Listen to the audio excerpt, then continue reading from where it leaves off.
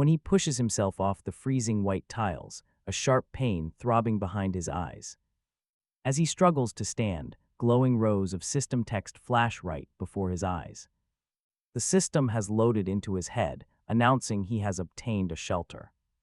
Inside room 304, a novice survival gift pack is already deposited. His unique talent has also been drawn, revealing the D-Class Personnel Simulator. The system prompts him to check the interface for more detailed information. The Doomsday Survival Game officially commences. What the hell is all this? His mind is a complete jumble as he tries to sort through the chaos. He opens the system interface, which feels wired directly into his own consciousness.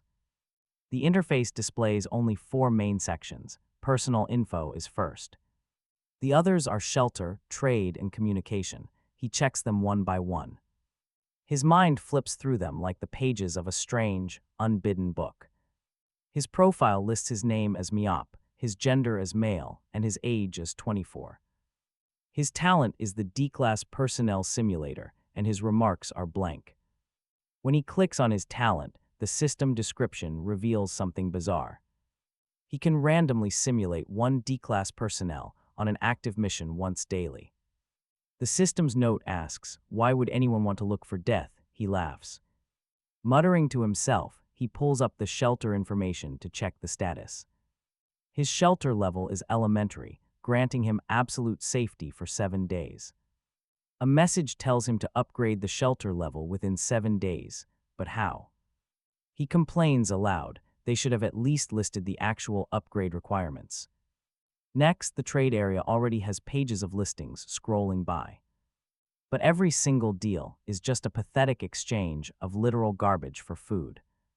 There isn't a single serious offer here. By far, the most active section is the communication block, which is split into 3 distinct tabs.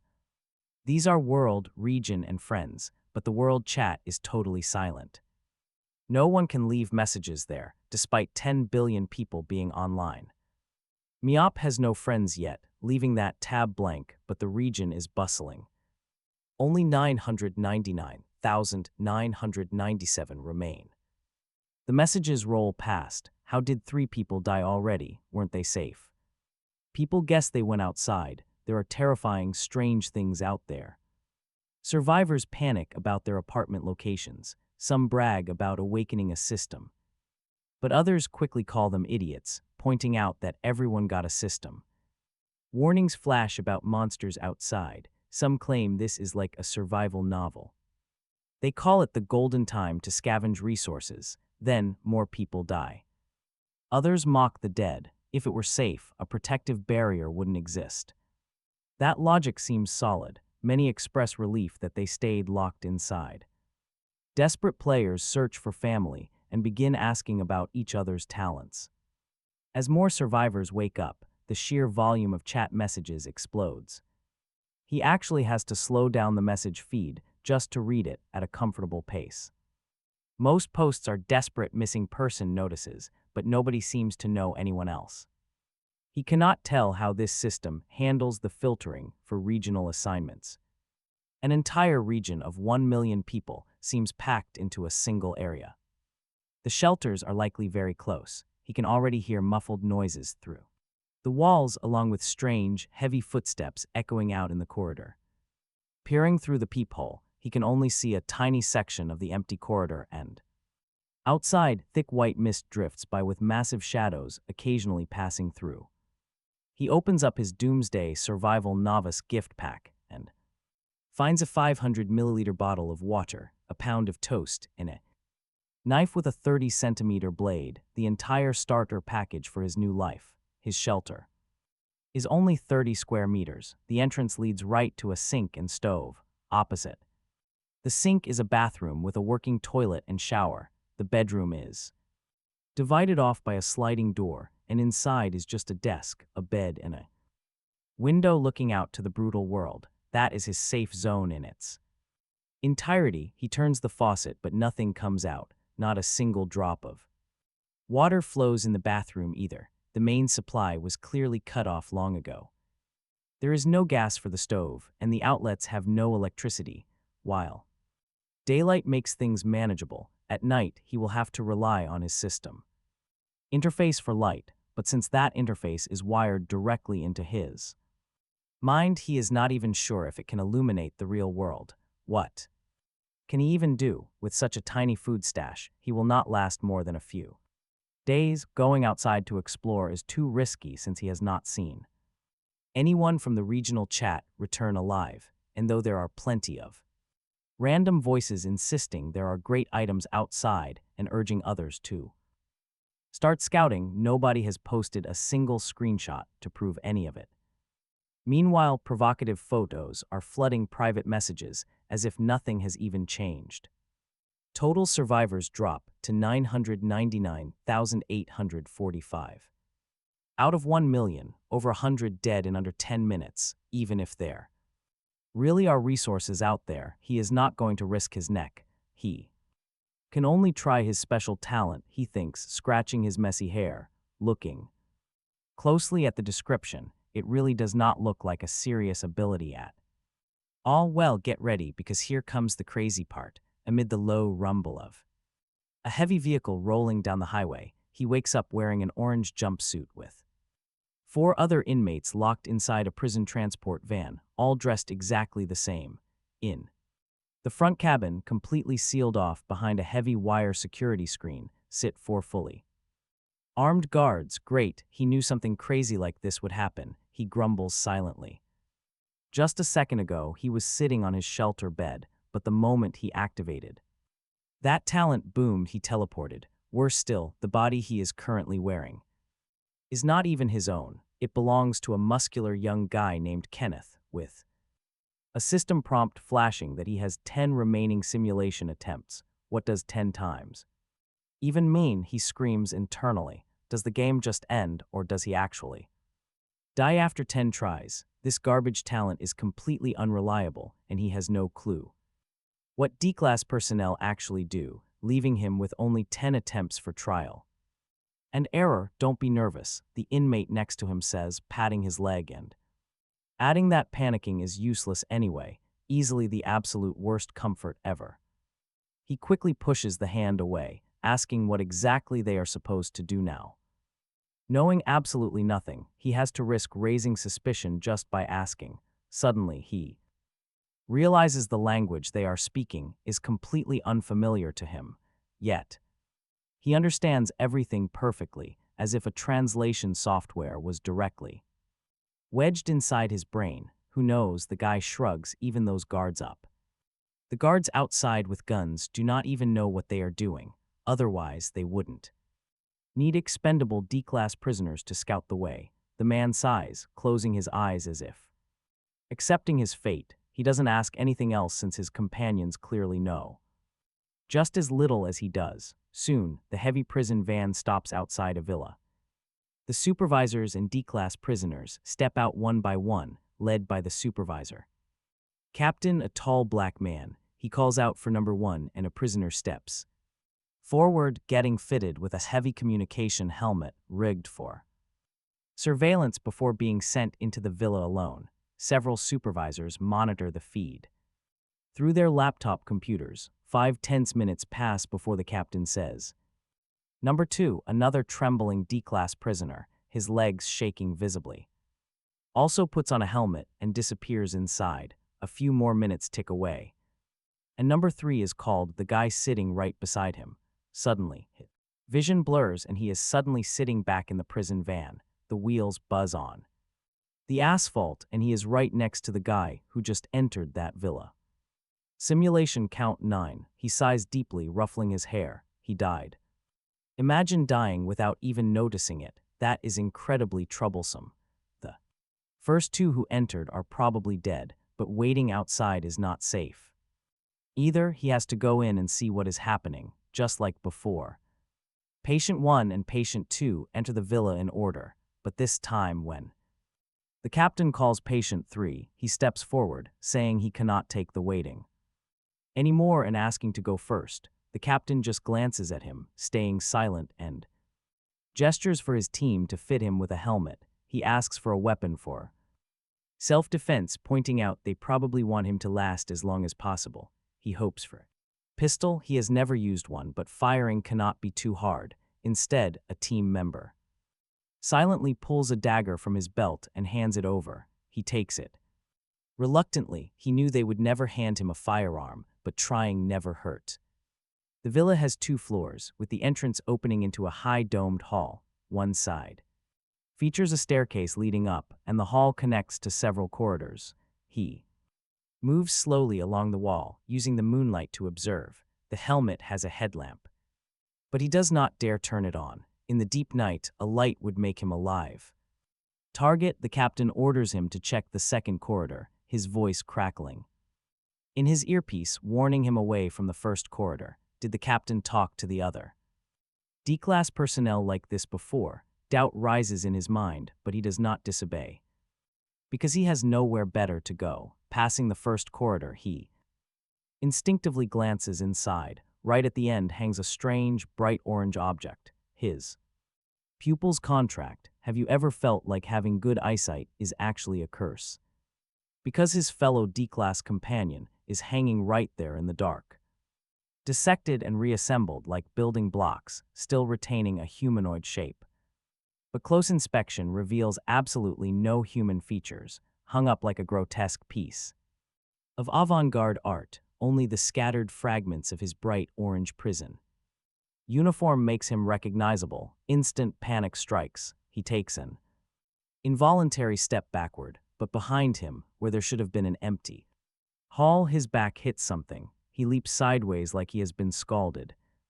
But his body refuses to obey. In his final moments, he sees his own shattered body, and the deafening sound of a wildly pounding heart fills the world.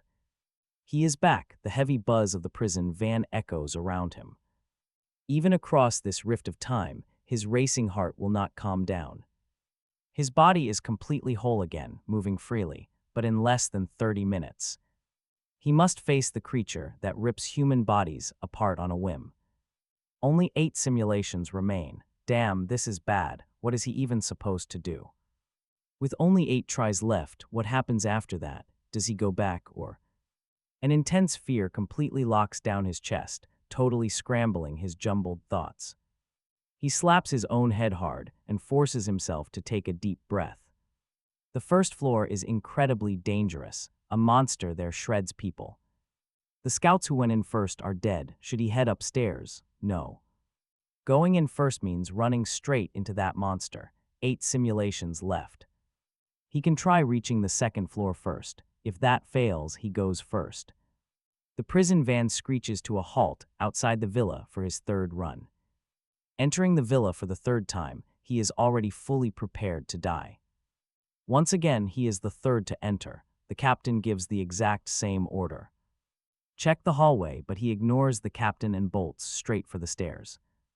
His hunch was right. That shredding monster is active on the ground floor. He makes it all the way to the second floor living room, completely untouched. The staircase leads directly into the room. One wall is entirely floor-to-ceiling glass. And sitting right on the center coffee table is a strange, dark box. It is darker than the pitch-black night, holding his gaze completely. The sliding lid is already mostly open, and wait, what is even inside that thing? Drawn to it, he slowly steps closer to the table.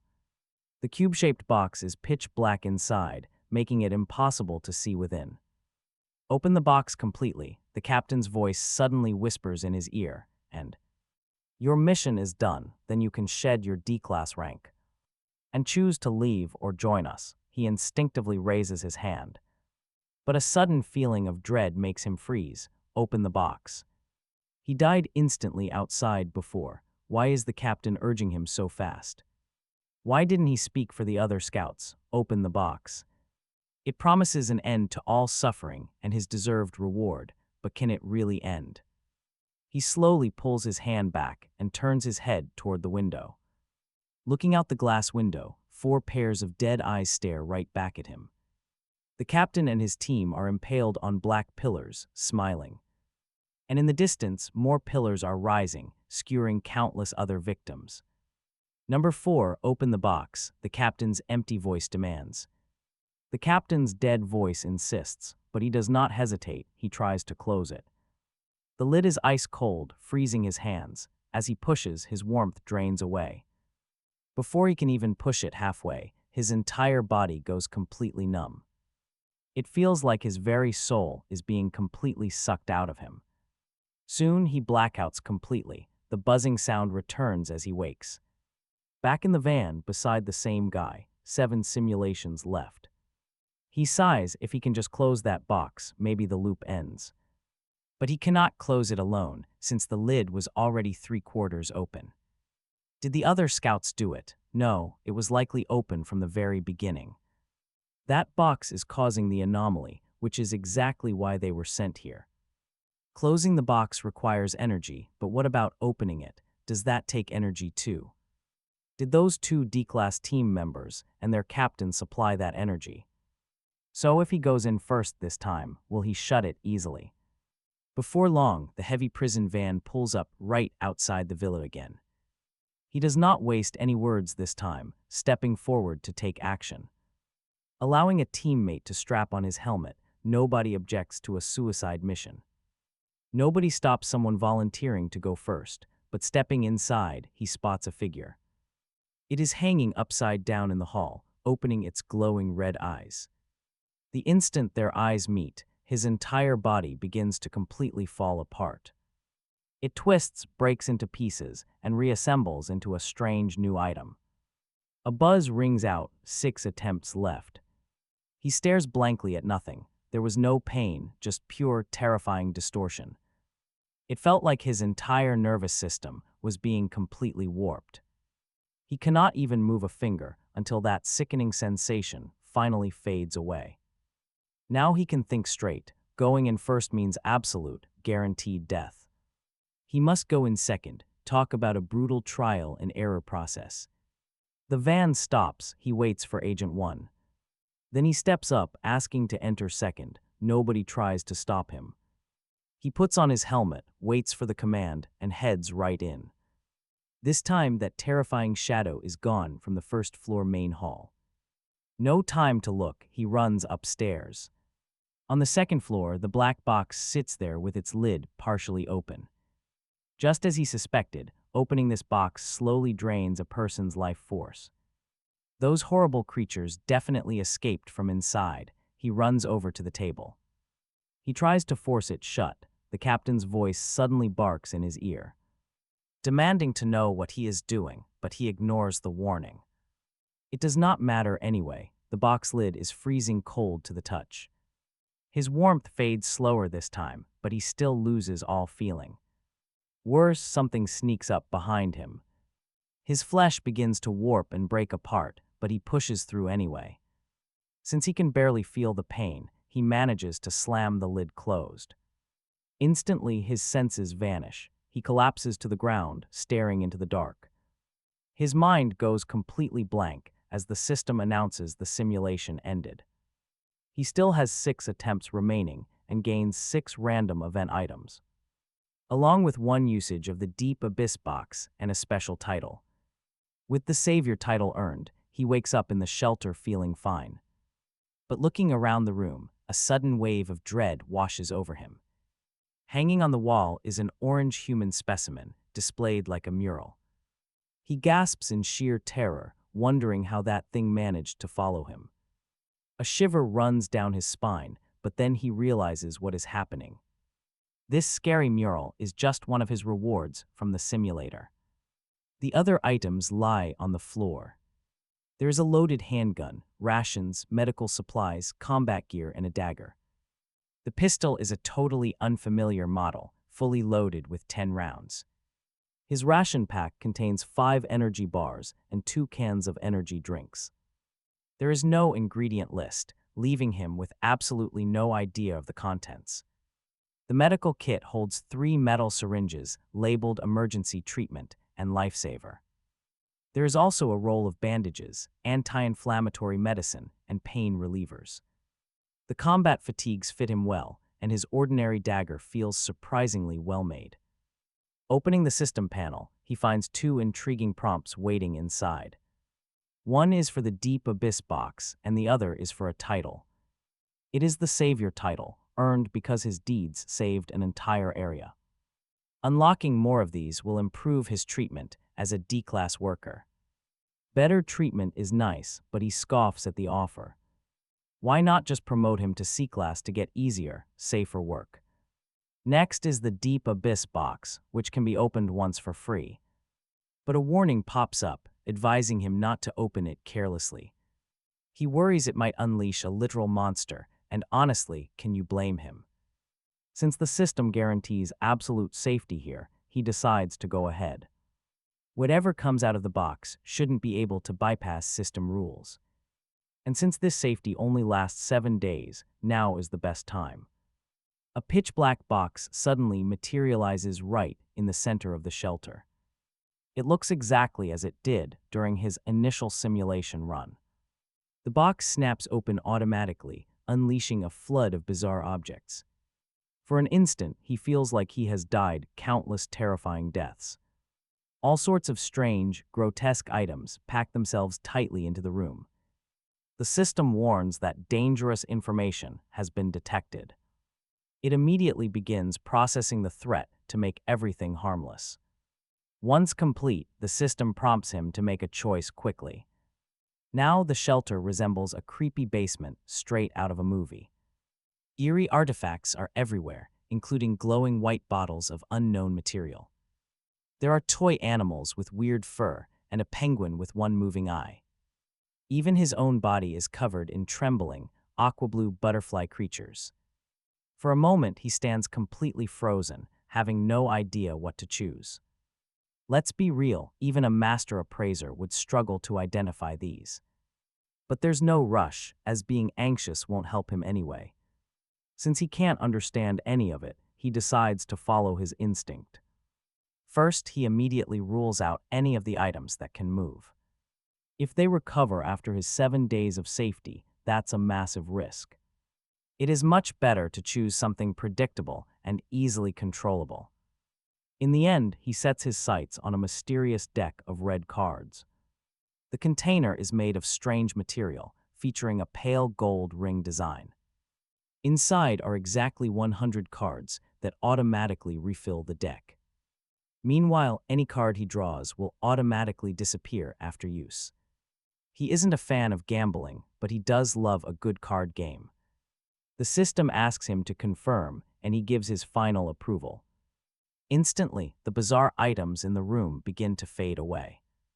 Some items try to resist, but the system forcibly pulls them back. Finally, the massive box slowly vanishes.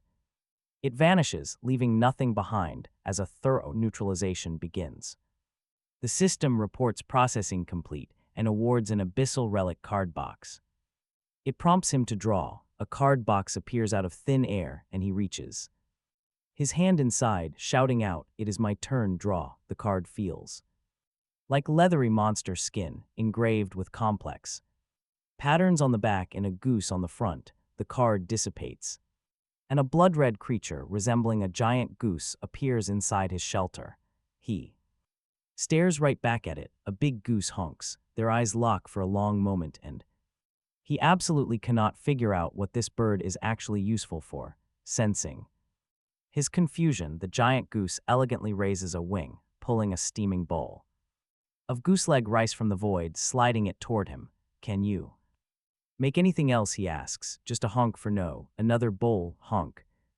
No, after a bizarre back and forth, he confirms this big goose can only provide one serving of goose-leg rice and ignores any unrelated questions. Is this really what neutralization is? Seems a bit too harmless. He silently snaps a photo of the meal, posting it to the group chat because he's feeling totally miserable and refuses to be the only one suffering. This is the very first time he's posted. By now, the group has quieted down significantly. Most are just lurking, silently watching and deciding what to do next, taking their discussions to private messages, but his photo blows the lurkers right out of hiding. Holy crap, goose-leg rice, someone is clearly cheating here. Where did that come from? Did you go outside? It is still steaming hot. Did you cook it yourself? Big shot, let me have a bite. I am begging, I need food. Is it for sale? Name your price. He Replies to be jealous because he traded his talent for it. He is not lying. His talent got the Abyss box, which gave the cards, which drew the giant goose, and finally, that goose served up one hot plate of rice. Seeing his message, the others stop being envious and actually start feeling sorry for him. A superpower that only summons poultry dinners is honestly a bit too pathetic. What is your talent? Goose steer power, truly terrifying stuff. Can you get me a bowl, big shot, trade for more? Many players are still starving. Has anyone actually made it back alive from outside yet? Are all these abilities so hilarious? He tells them he only gets one meal daily, and he is not even sure if tomorrow brings another. He eats his dinner. While scrolling through the messages, many try to add him, but he does not bother replying. Time spent inside the simulator seems fully synced with reality, but he has no clue if his physical body stayed in the shelter. During that time, when he first arrived, he had only the clothes on his back. Absolutely nothing else, just like everyone else. He quickly finishes his meal as the sky outside begins to darken. Just as he lies down on the bed to rest, a sudden notification pops up. Night activities are starting. Tonight is labyrinth exploration. Click join. A 10-minute countdown begins ticking down. Is anyone else joining tonight? Someone in the chat asks. The replies quickly flood back. Of course I cannot summon gooseleg rice, and I dare not go out. If I do not get food, I will starve. In the global chat, desperate survivors talk about starving and waiting until tomorrow. Many brand themselves as hopeless losers while he quietly watches the screen. But he is already preparing his gear. He knows he is easily the most heavily equipped survivor. If an incredibly geared powerhouse like him cannot make it, nobody can. At least half of the people participating tonight are bound to meet a brutal, sudden end. Plus, he desperately needs a shelter upgrade, and this event is his best shot. Missing this means falling behind, and a single delay can prove fatal. Lagging behind leads to a swift and brutal elimination, so he absolutely refuses to miss this. Armed and ready, he sits quietly on his bed as the timer ticks. He calmly sits there, gently petting his loyal goose companion. The big bird quietly preens its own feathers. The timer hits 0, he rubs his temples. He stands up on a dark red floor inside a bizarre corridor. Identical red doors are arranged perfectly along both walls of the passage. As his sharp headache finally fades, he draws the lethal pistol tucked in his waist. His giant goose companion is gone, but his combat weapons are ready. The system alerts everyone that chest spawn rates are highly boosted for the next 3 days. Meanwhile, dangerous ranked beasts are far less common now. Even better, the overall quality of all chest drops is greatly improved. The very first chest opened is absolutely guaranteed to yield a crucial shelter upgrade blueprint. The event's 2-hour countdown officially begins. Once it expires, the system will likely teleport them back safely. Aiming his loaded pistol directly at the nearest door, he knocks gently. Hearing absolutely no sound from the inside, he cautiously pushes the heavy door open to explore. The completely enclosed, windowless room is entirely empty of any living monsters. He finds only dusty trash, shattered stone, and a ruined table. The discarded bottles are covered in strange, ancient characters that he somehow naturally and fully understands. He picks up several pieces of trash featuring the mysterious text and stuffs them away. Sifting further through the junk, his eyes suddenly land on a dark red metal coin. It is roughly the size of a standard coin, but feels significantly heavier in his palm. One side has complex patterns, while the other features a creepy, blood-red eye. Pocketing the red coin, he quickly departs. This corridor is only about 10 meters long. Around the bend, the corridor instantly splits into 2 completely different directions. Turning left and right, he quickly passes multiple corners, leading into more of these corridors. He discovers a massive maze of paths splitting off in every direction. This place is an absolutely endless, massive labyrinth. Would you survive a maze built for 10 billion people? It is terrifying. Fortunately, he does not need to escape. His only goal is gathering supplies. 30 minutes pass. He has already fully explored 9 of these dark, empty crimson rooms. His search yields only a few odd coins, a red key, and basic junk. The guaranteed treasure chest is still nowhere to be found. After checking a few more identical empty rooms, he suddenly spots a uniquely locked crimson door. It looks identical to the rest, except for a tiny red lock. The lock blends perfectly with the wood, making it incredibly easy to miss. One by one, he knocks on the door, but nothing stirs inside. The place is completely dead. Like a silent ruin, peering into the keyhole, he pulls out a scrap wire salvaged from the trash. He tries to pick the lock, but even after a full minute, the mechanism refuses to budge. So he uses the mysterious red key. It vanishes the moment the door clicks open. Inside is the same size as previous rooms, but filled with storage shelves instead of piles of garbage. Most are bare, but he spots a few leftover items, 2 bottles of a strange red liquid sealed tight in 400 milliliter glass jars. Next is a heavy metal pendant, a symmetrical silver cross on a neck chain. Finally, he finds some mysterious cards. 7 rigid cards, dark red on one side with bizarre, complex engravings on the other. 7 cards with 3 distinct designs. He packs these strange items away into the salvage backpack he grabbed earlier, but the moment he shoulders the pack, heavy footsteps echo from the far end of the hallway, coming right toward him. Luckily, the dead silence of the ruins gives him plenty of warning. He quietly pulls the door shut, leaving just a tiny crack to peer through. A figure shuffles past, a raw, blood-red, shriveled corpse with half its head blown away. Its dry, exposed brain somehow still drives its horrific movements forward. Once it passes, he measures the distance, swings the door open, and fires. A single bullet tears into the ruined skull. The blast echoes down the hallway and drops the bloody corpse hard. Amazingly, it is his first time firing a gun. Yet the weapon feels strangely natural in his hands, almost like second nature. He shakes off the eerie familiarity and keeps his distance from the downed threat. Even with half a skull missing, there is no telling what keeps this thing alive. The body lies perfectly still, then, 2 seconds later, it begins to twitch violently. It thrashes wildly on the floor, convulsing like a person having a massive seizure. Nasty, blood-red, fleshy limbs burst from its spine, propping it up like spider legs.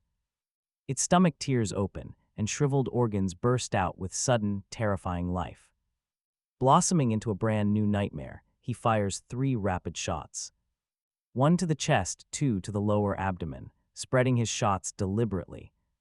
Because every monster has a weak spot, he just has to find it.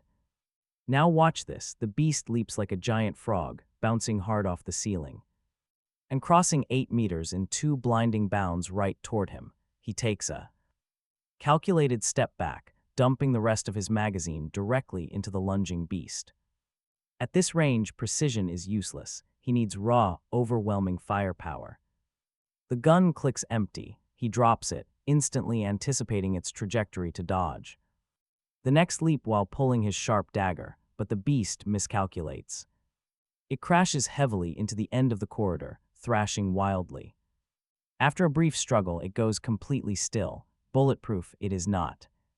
He stands back and watches coldly, making sure it is not playing dead. He did not waste a single movement, keeping his heart rate dead flat. Compared to his brutal simulator missions, a simple zombie is child's play. Waiting a few minutes, he finally steps closer to inspect the shredded remains. The thing has lost all human resemblance, reduced to a mess of meat. Using his dagger, he begins to slice open the chaotic mass of flesh.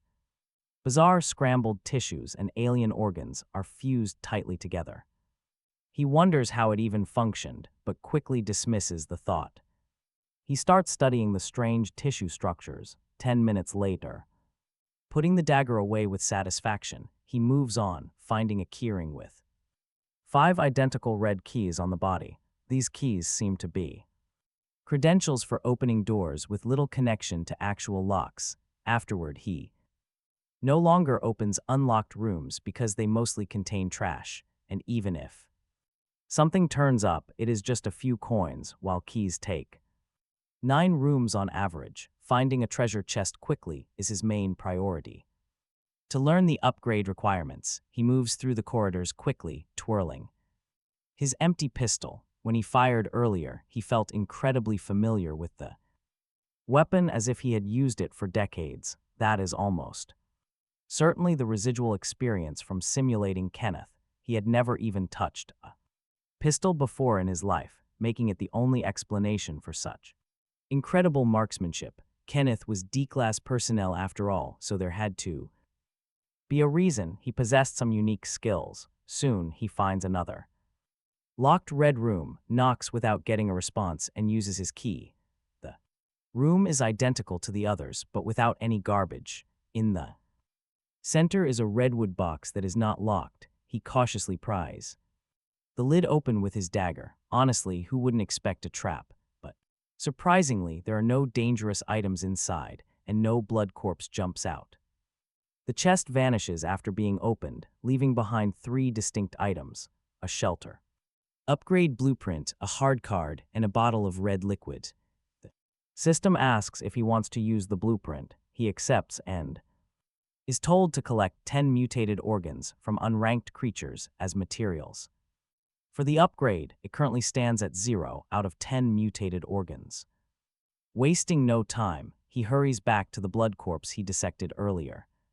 Cutting off its most unusual part, the system asks if he wants to submit the organ. He agrees and the piece vanishes. The quest progress updates to 1 out of 10. This means killing 10 blood corpses will upgrade the shelter. Not bad at all, although they are difficult to kill. They are ultimately just mutated corpses. Next time he will not waste so many bullets. Still, dealing with them with only a dagger is incredibly dangerous. He decides to use his talent tomorrow to secure more bullets before looking for trouble. After getting the mutation organ, he keeps searching for locked rooms. After more than 10 minutes of walking, he locates another locked door which still contains a redwood chest. When he opens it, he finds it is stocked with bread and mineral water. The contents are completely different. Perhaps chests come in various types with different rewards. He packs the food into his secondary backpack. There is still food back at his shelter, but more reserves are always better. Walking further, he hits a fork that looks quite different. A straight corridor without any doors stretches endlessly into the dark red distance. He draws his dagger and creeps forward. After about 1,000 meters, he finally reaches the end where a double door stands. Surely there is not a boss behind it. He wonders and pushes it open. Behind the door is a square hall with another red double door opposite. A mahogany door stands before him, and on the right is a red metal door with a lock. Approaching the wooden door, a system prompt asks if he wants to leave the red maze early. He declines. There is no danger right now. Stepping toward the metal door, he gets another message. First contact. The metal door automatically begins to unlock. The lock vanishes. The heavy metal door swings wide open. Inside is an ordinary red room, but a dark red platform stands right in the center. Resting on the platform is a glass bottle filled to the brim with dark red liquid. A creepy severed eyeball is soaking inside. He picks it up and slides it into his backpack. No detail missed. He sweeps the room quickly before leaving. He pushes open the double doors opposite him. Behind them lies a familiar sight. Another identical long corridor stands ahead. He glances at the timer, only 20 minutes left. He was conserving his stamina for monsters, but now he is forced to run. Racing through corridors, he spots another locked room with only 5 minutes remaining. Inside is another mahogany box, but this one holds several bottles of red liquid. He finds hard cards and a red metal key that looks completely different from the standard ones. This must be a key for special rooms, so he quickly packs everything away into his bag. He pushes forward, but the countdown is nearly out. No time for locked rooms. Before it ends, he salvages some red coins. Footsteps echo just outside the door, but the countdown already hits 0. In a flash, he is warped back, and the updated region count is honestly chilling. 994,759 remain, over 2,000 died. A single exploration wiped them out, while inside, system communications were down. But the moment the event ends, a massive flood of messages slams into chat. Survivors are panicking, screaming that they are finally back after being trapped. One guy was blocked by a zombie for 2 hours, barely making it out. Others ask about treasure chests, admitting they only found a few red coins. Someone else got lucky, scoring 2 bottles of unknown liquid and an upgrade blueprint. Instantly, players beg for details, asking how to upgrade and begging for shares. But the lucky player explains that everyone needs their own copy to level up. Seeing the staggering death toll, some players are incredibly relieved they stayed behind. But blueprints are only guaranteed during the first 3 days of the event. After that, the actual spawn rate of these chests will plummet to almost nothing. When the chat calms down, he posts a picture of himself harvesting a mutation organ. It is a graphic shot showing him slicing the piece right out. Chat goes wild, asking why he stopped posting food and started posting organs. Then they realize he actually took down a high-level zombie. Normal players do not even dare to step outside while he is hunting monsters. Some keyboard warrior claims it is easy if you just aim for the head. But others quickly shut him down, calling him out for being completely delusional. A physically strong survivor speaks up, sharing his own brutal reality. These creatures run faster, hit harder, and can even deform when their heads are smashed. Thousands of people died because they completely underestimated these terrifying monsters. He admits he only survived because of a powerful talent. Others agree, pointing out that even skilled players are dying left and right. These terrifying zombies are clearly on a completely different level of danger. Tough times, he tells everyone to hold on for crucial info. Silence falls, the massive chat of nearly 1 million people goes quiet. It is not his voice, they just desperately want to live. Death is a very real threat. He finally sends over his findings. He simplifies everything. Now, even the slowest survivors can understand his guide.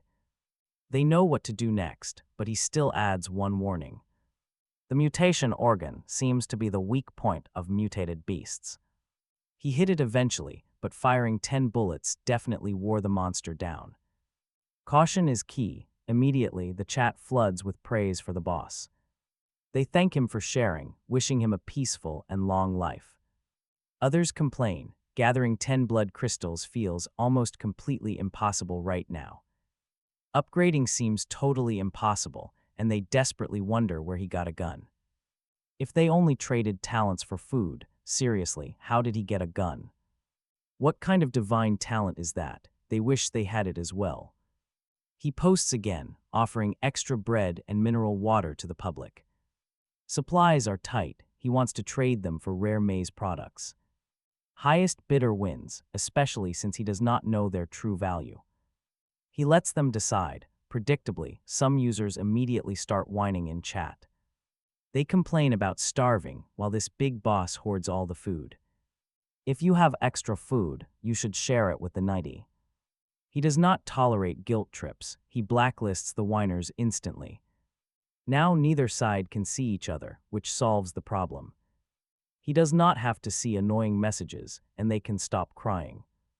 Trading with that toxic crowd was never his plan anyway, so whatever. Out of sight, out of mind, no savior complex is driving him. He genuinely wants to help them survive, but he has selfish motives too. Fame and fortune go hand in hand, and reputation is everything here. Once his name carries weight, future moves will be 3 times easier. He just needs to keep providing accurate survival info ahead of time. Naturally, they will respectfully call him the goose-leg brother. He lies back on his bed, scrolling past trash to find trades. Big Goose cuddles next to him, wrapping a wing over him. Feeling cozy, he completes several transactions with some high-value players. Cards and potions from chests will definitely become more valuable than bread. He knows these rare items only drop from higher-tier chests anyway. Meanwhile, basic wooden chests just spit out standard food and water. Suddenly, a survivor named Jangui sends over a private message offer. The man offers a rare blueprint for an unranked mutation weapon. It requires 1 to 5 mutation organs, but success is not guaranteed. No sane person would trade a weapon blueprint for basic bread. Our guy immediately senses that this random trader has a hidden agenda. What is his play? He straight up asks what the trader wants. The response comes quickly. The man claims reaching him was tough, but he hates wasting time. This group, called the Mutual Aid Society, is apparently packed with experts. They want Gooseleg Bro to join, but he politely declines. Listen, big boss, do not rush into a decision. With your skills, joining the Mutual Aid Society means getting at least one blueprint like this every single day. What does he need to give in return? Not much. He just needs to provide information to the Mutual Aid Society, just like he did today. Unlike those ungrateful fools in the main chat, this society actually rewards its members, profiting from his information and then giving them a cut. He could say that, but has he ever thought that people might die because of him? Apparently, it is just normal business. No contribution, no info, standard procedure. He agrees but will not accept their terms anyway, so he ends the chat with Jangui and goes back to trading. Sure, he could easily build a similar group himself, but he does not need to. This society has some reach, but their vision is far too small. Since they call themselves a Mutual Aid Society, they really ought to save all of humanity. Now that would be interesting. Tiny short-term gains do not matter. The group cannot offer him what he truly wants. Meanwhile, in a private chat hidden from him, Jangui reports the rejection directly to his chairman. What a shame. The leader replies, his username appearing only as Wu Ming. His talent must be incredibly overpowered in these early stages. With his power, the society could easily save more people. Should we find some guys to smear his reputation? Jangui asks. Maybe claim his red maze info was flawed. After all, most members have never even been there. No need, Wu Ming replies. We still need his intel, though they will make a bit less profit. It is still far more than any lone wolf can dream of. Besides, there is zero reason to provoke him right now. If something bad happens immediately after their invite, anyone would guess it was them. Jangui agrees. Have the explorers sent out to search the area finally returned? Wu Ming asks. Most died almost instantly, Jangui reports. The lucky ones only survived a few extra minutes. Do we keep looking for sacrificial explorers? Forget it, Wu Ming says. It seems they can only gather materials inside the red maze. For now, anyway. Draw a daily card. Honestly, let's see what wild luck he pulls this morning.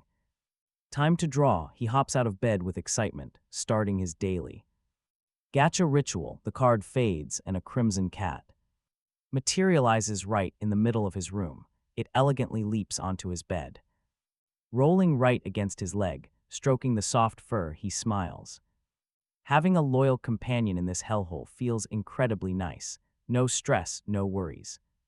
He can just pet it daily and watch it change breeds. But what can this creature actually give him? Hopefully not its own leg. He has never eaten cat. With a quiet meow, the system alerts him. Card boost obtained, draw 1 item before taking any action. The item only lasts during that specific action and vanishes right after. Wait, did the cat cause this? But what counts as in action? The feline only purrs lazily, giving him absolutely no answers. Just like his big goose, it only handles basic interactions. He stops asking questions and pets it, grabs a quick bite, and triggers his daily simulation. D-Class. Personnel Larry, drawing item, obtained an abyssal egg, remaining simulations left 10. Suddenly, a sharp buzz. He sits speechless in another cell. Ever since arriving here, he has to ride in a prison van every single day. Back on his home world, Blue Star, he had barely even seen the inside of a police station.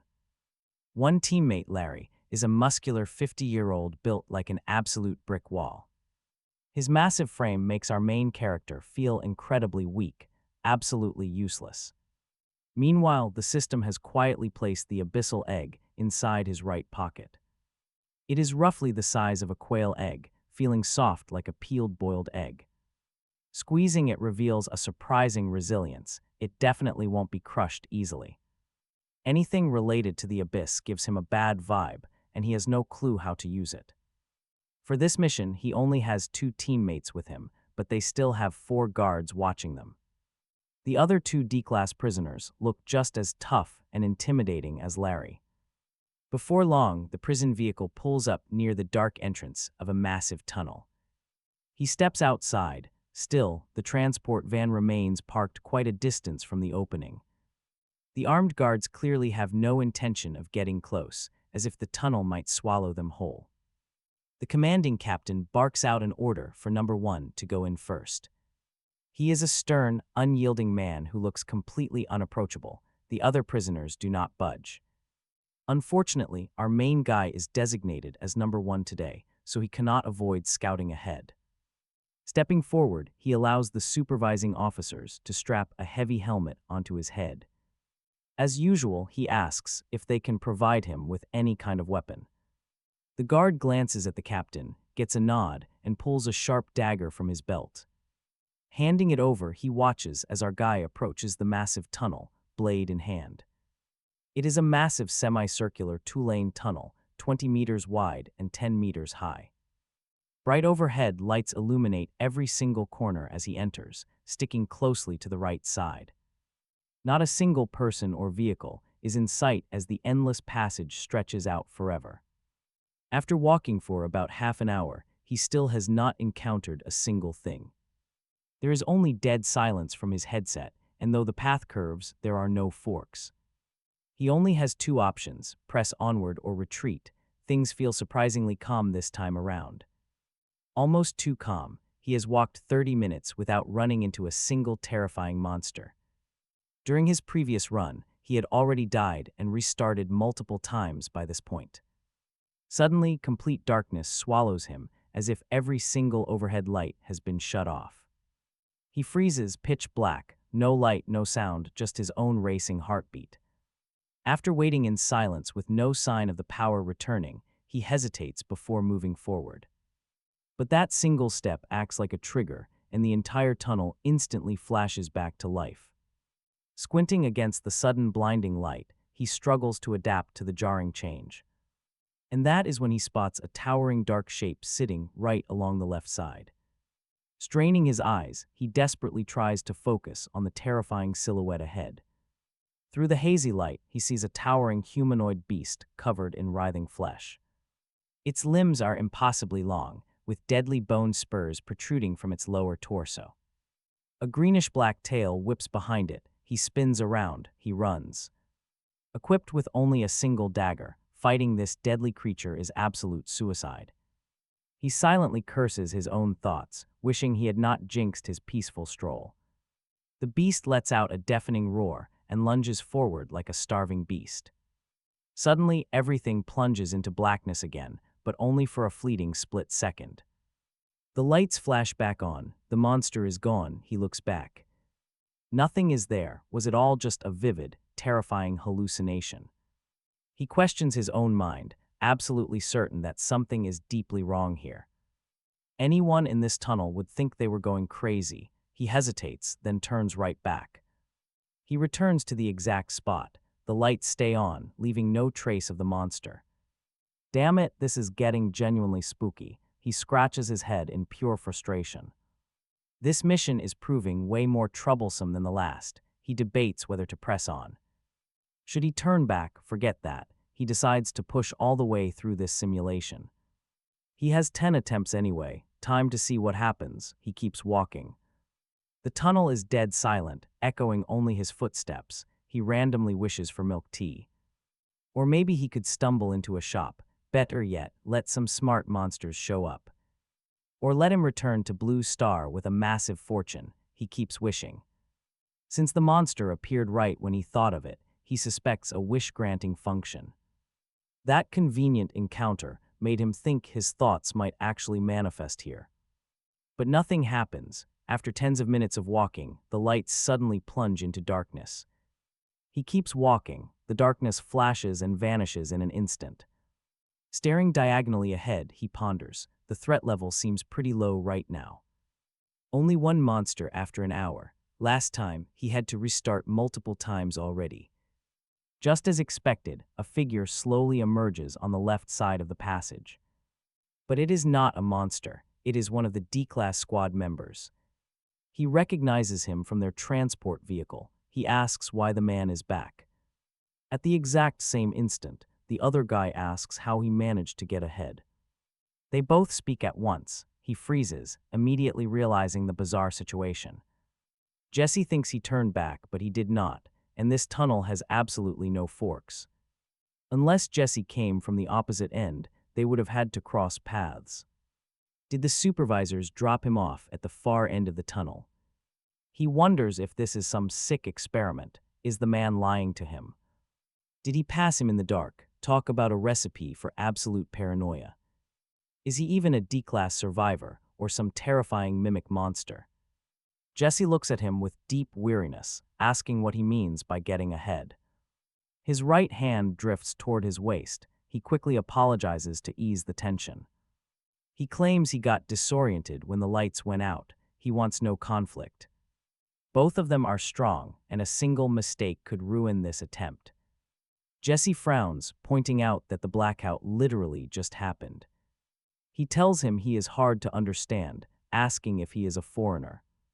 Seeing his cooperative attitude, Jesse stops reaching for his weapon but keeps his distance. He asks Jesse if he has only seen the lights go out once. He had only faced it once. Neither of them moves any closer. They both need a safe buffer. Jesse realizes they might be on different sections. It was Jesse's first blackout. The tunnel became pitch black and completely blind. Jesse waited in the dark until the lights returned the moment he stepped forward. As Jesse complains, he scratches his own hair, feeling the exact same frustration.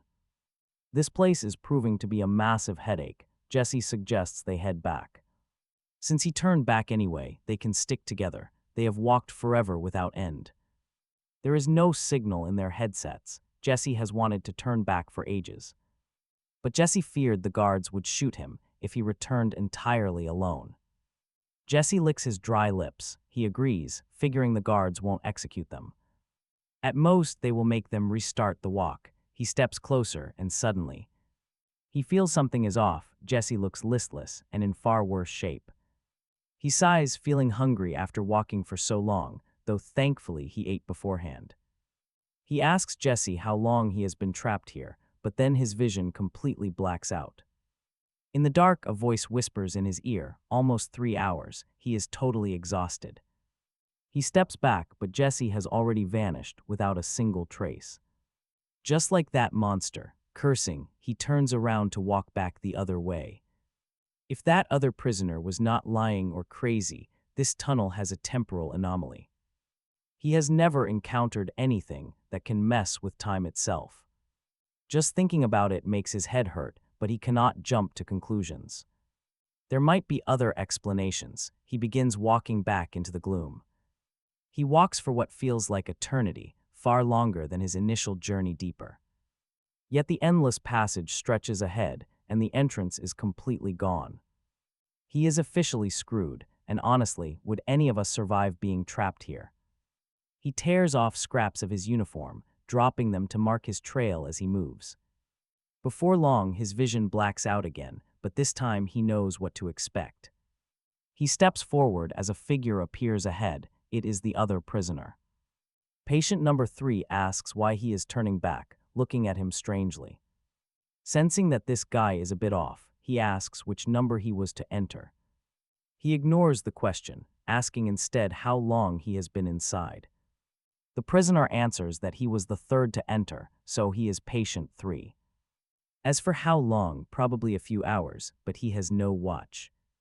He watches him wearily, getting a very unsettling feeling from his presence. Saying nothing, he walks past him and continues onward. The man yells, asking if he is trapped too, since no direction leads out. He yells that his markers vanished, demanding to know why the lights just went out. Desperate for answers, he keeps calling out to see if he knows a way. Even if he dislikes him, he is the first human he has seen in this tunnel. The man desperately wants to escape, but our guy simply ignores him and keeps walking. As soon as the darkness flashes, the other prisoner completely vanishes. Knowing this would happen, he quickens his pace, unsure if forward is even the right way. Still, he refuses to give up and die, even if he has no plan left. He keeps walking endlessly, losing all track of time in the absolute dark. Moving like a machine, he realizes something bizarre. He does not feel tired. He feels no hunger or thirst, and a strange, joyful feeling washes over him. Muttering to himself, he starts running, moving faster and faster into the deep. Finally, the darkness sweeps over the tunnel again, but this time he keeps going. As the light returns, he freezes in absolute shock. He sees himself standing ahead. Despite the helmet, the body shape, skin color, and orange uniform are undeniably his. He is certain it is him, but his double suddenly turns and flees. He chases him, screaming for him to stop, but the darkness flashes and the double vanishes. He stands frozen, realizing this terrifying chase feels incredibly familiar. He frantically looks down at his own body, seeing wriggling flesh and elongated limbs. With bone spurs covering his waist, he realizes he has already become the monster. Talk about a mind-bending twist. The monster he saw earlier was himself all along. He was infected without even noticing, all because of that cursed abyssal egg. He realizes this is what he will become. Still, turning into a monster doesn't faze him. After all, this is a simulation. Right now, his only priority is finding a way. To escape, everything else is secondary. It's a time loop, but how does it work? Does direction trigger it? Is it about the number of people? Will this space collapse if he kills those D-class personnel? Should he just end it? And report the situation directly to the captain, but as soon as that thought surfaces, he shakes his head. Unless his simulation attempts reset, he cannot risk reporting back. First of all, his special ability is the D-class simulator. If he does not clear this anomaly, he might never be able to escape. On top of that, he is incredibly exhausted by this so-called organization. They are a group that constantly sacrifices human lives to handle anomalous events. He cannot stand their methods. If he attracts their attention, the fallout will be unpredictable. In the worst case, the organization could trap him inside the simulation, leaving him unable to return. He is not even sure of the state of his physical body's existence. If he is just lying in a shelter, he will die of thirst in a few days. He has to rely on himself to crack this tunnel's mystery, even while overthinking. His feet keep moving. After transforming into a beast, his physical power is terrifyingly strong. He feels zero fatigue, yet before he can grasp the rules of this loop, the tunnel goes dark again. Why is it so fast? He wonders. He takes a step forward, the lights flicker on, and a monster stands diagonally opposite. Its body is even bulkier than his own, covered in twisted, mutated organs, far more terrifying than his current form. This time, he does not run away. He knows this monster standing before him is himself. From the next loop, the two monsters approach each other in the middle of the passage. He tries to speak, but only a monstrous screech comes out. His future self already anticipated this. The beast tears off a strip of its own flesh, spilling dark red liquid onto the ground, using the bloody strip to scribble on the floor with twisted, mangled claws. The creature can barely grip the bloody strip, writing deformed characters like he is drawing them, urging him to kill him quickly. This is his last chance. He cannot hold on, and missing this means he cannot trigger the next simulation. Right after barely managing to write all this, his future self forcefully rips open his own chest, exposing his vital Organs, he does not hesitate. He drives his claws deep into his chest and completely tears apart those vital organs. He trusts his future self's written clues. Either way, killing him will allow him to start the next simulation. Afterwards, he delivers a few more devastating blows, and only after absolutely confirming he has thoroughly killed his future self does he leave the corpse. As he prepares to move on, he notices weird scars on the corpse. Perhaps the monster's crazy healing factor already closed the wounds, but marks remained. He sees three mathematical symbols representing positive infinity intersecting to form a bizarre pattern. He does not understand what his future self was trying to convey at first. Could this path be endless? Even if it is, there is no need for three. One would be enough to convey pure despair. But suddenly, he realizes they are not three infinities they are three Mobius strips. He alone truly understands himself, nobody else. He quickly follows his own thoughts. A Mobius strip is a topological structure. It is an infinite loop, a bizarre shape he fails to fully comprehend. He probably just used the concept, because this twisted nightmare feels exactly like it. 3 loops for the 3 D-class workers. They never entered the same tunnel. Instead, the loops just brush against each other. It explains that weird, unexplained light. A brief flicker triggered when 2 of these infinite pathways cross over. If he stands perfectly still, the tunnel will remain completely dark. But the absolute second he takes a step, the lights will immediately flicker on, instantly exposing the path and forcing him to face whoever is on the other loop. Freeze and they will never meet. He stares down at his feet. Are they really walking on a loop of time? As long as he stays still, time freezes. He remains frozen in a single moment of time, keeping the darkness completely absolute. But taking a step forward means leaving that intersection, making the other person vanish. Direction is meaningless here. His only real choice is to freeze or push forward. He only entered recently, yet he already met his own monstrous future self. A complete cycle of horror. Now, 3 distinct loops are bleeding into each other, each path sharing an intersection. The second and third persons he met before were not the actual ones behind him, but loopers heading back. They were about to complete their full circle, never meeting their past selves. But why did his future self want to be killed right then? Why did his future self beg to be killed instead of looping more to find an escape? Resetting now just restarts the loop. Did his future self actually find a way out? No, that makes no sense. He would never hide something that incredibly vital. Leaving only that cryptic Mobius strip clue proved he was still totally clueless. It was a silent admission that he had absolutely no way to break this cycle. So why the desperate rush to end it, a final chance slipping away? He cannot run another simulation. What could possibly stop him from trying again? What could strip away his ability to even end his own life? The abyssal egg, its terrifying influence, is rapidly mutating his physical body. If this flesh warp continues, he will lose all agency to pull the trigger. A mindless, mutated beast destined to roam this dark, infinite loop forever. But wouldn't the monster just tear its next iteration apart? No, that is incorrect. With every single cycle, the beast grows stronger. He must cooperate to end it. Because without his past self surviving to loop, he ceases to exist entirely.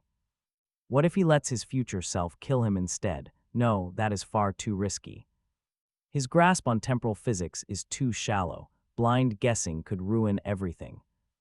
Rules still govern this space. Triggering a time paradox could erase him forever, leaving him eternally stranded in this temporal void. Still, his feet keep moving. The physical mutation is finally spreading to his mind, rotting his thoughts. Faint, ceaseless whispers echo in his ears, driving him mad. Strange shadows flicker at the edge of his vision, vanishing when he looks closer. If this keeps up, complete and total insanity is only moments away. He shakes it off. He will leave the loop to his next simulated self. For now, he just needs to keep walking toward his preordained, brutal end. He examines his body and checks his condition as he walks, suddenly discovering he seems to have far fewer alienated organs than his next cycle self. Did they alienate later, but why did they all grow on his skin? Something is wrong. The blood corpse's mutated organs are kept deep inside. Is it because of the special nature of the abyssal egg? But what kind of creature would grow its vital points on its skin? It is no ornament. Did he catalyze them himself? Why would he grow alienated organs on his body surface just to die? Of course, alienated creatures possess an exceptionally tenacious vitality. If he does not find a way, he might not end his life at all. So he still has to guide the next alienated organs right to the surface of his body. He begins to analyze his physical form, realizing right away that after turning into a monster, he has gained a whole new sensory ability distinct from the five senses. This new perception is exceptionally powerful. Without using his eyes, he can perceive his surroundings and even directly sense the conditions inside his body. Guided by this, he begins to influence his own mutation process. After an unknown amount of time, he finally encounters his past cycle self again. Along the way, he runs into number 2 and number 3 once more. This time, seeing him, they turn and flee because he has become too terrifying. After finding his other self, he reenacts their previous meeting step by step. Alienated organs grow on his body surface, tracing the Mobius strip, while blood writing pries open chest, waiting for death. The whole process is very smooth. After all, this is his predetermined ending. By this point, he is already struggling to control himself. The abyssal egg has its own consciousness, meaning he cannot suicide by bypassing the abyss. Prying open his chest is already his limit. Along the way, he concentrated all his energy inside his heart, catalyzing a deformed yet powerful alienated heart. Without a doubt, this heart is his vital point. Through this simulation, his understanding of alienated creatures and mutated organs deepens by several levels. He even begins to consider whether to try mutating his main body. He does not want to become a monster, but he covets the power of alienated creatures. The human body has its limits. No matter how much you train, you can only infinitely approach that limit without ever breaking through, no matter the effort. And mutation is the key to breaking limits. Actually, the word mutation is not entirely accurate. This is a kind of evolution on a biological level. It is just that it requires precise control of the dosage. Once a certain limit is exceeded, it will alienate into a monster. Turning into a monster not only deforms the body, but also heavily impacts the mind. Buzz, buzz, buzz. He opens his eyes. He is sitting in the familiar prison van with 2 D-class personnel opposite him. 9 simulation attempts left. 9 simulation attempts are left. If it were not for the fear of his main body having an accident if the time drags on, perhaps he should simulate a few more times here and study the mutation process closely. He suddenly realizes that the strongest aspect of his innate ability is not being able to acquire supplies, but being able to experience anomalous events to gain. Lin Yi uses a simulated body to research mutation, stepping into the tunnel first. Unlike his previous run, the order of entry doesn't really matter this time. It won't help resolve the crisis anyway, and trying to communicate with the captain or letting patient number 3 go first might trigger issues. Why take the risk? He decides to avoid doing anything that could alter the future. He has no desire to change his previous results. This run has only one goal: to be calmly killed by his own double. The time loop is incredibly risky, and acting too recklessly based on countless retries could easily trap him somewhere he cannot even end things. He just wants to use this single simulation to think about a safe escape. And that means keeping the abyssal egg. Throwing it away is too risky. Getting rid of it could trigger unpredictable, dangerous consequences, while keeping it guarantees his mutation. But without this strange egg, He could easily talk to his future self in the next run. That would buy him more thinking time, but prevent him from understanding. The mutation process itself, it's a tough trade-off for him to make. So he silently monitors his body while moving, fearing a sudden transformation. Thanks to his high perception, he can feel the change happening. The abyssal egg's dark influence is clear. After 30 minutes, his vision goes black. Stepping forward, he spots his mutated, monstrous self waiting just ahead. Linyi slowly approaches. Before he can even speak, his double starts. The creature speaks up, "It is fine." He controlled the mutation process. He managed to retain his speech, though he likely won't in the next loop. His voice sounds warped and off-key, but it is better than writing in blood. He gets straight to the point. "We have no time, did you stop the loop?" Talking to his own monstrous reflection feels incredibly bizarre. Can you even imagine? His monstrous double looks completely calm, urging him not to panic or rush. They are frozen in time, meaning they have all the time they need. Linyi disagrees, pointing out that their real bodies are in the shelter. There is no guarantee that time here is synchronized with the shelter. If simulation time builds up, he might return to a grim fate. He could wake up starved to death. Why did his double overlook this? A version of himself should easily grasp that. The creature's calm face fades. Realization hits him hard. He admits he can no longer help. The simulation has failed, and he begs to be killed, but Linyi hesitates. He wants to know what went wrong, warning that the abyss is terrifying. Deeper understanding of the abyss only invites more of its dark influence.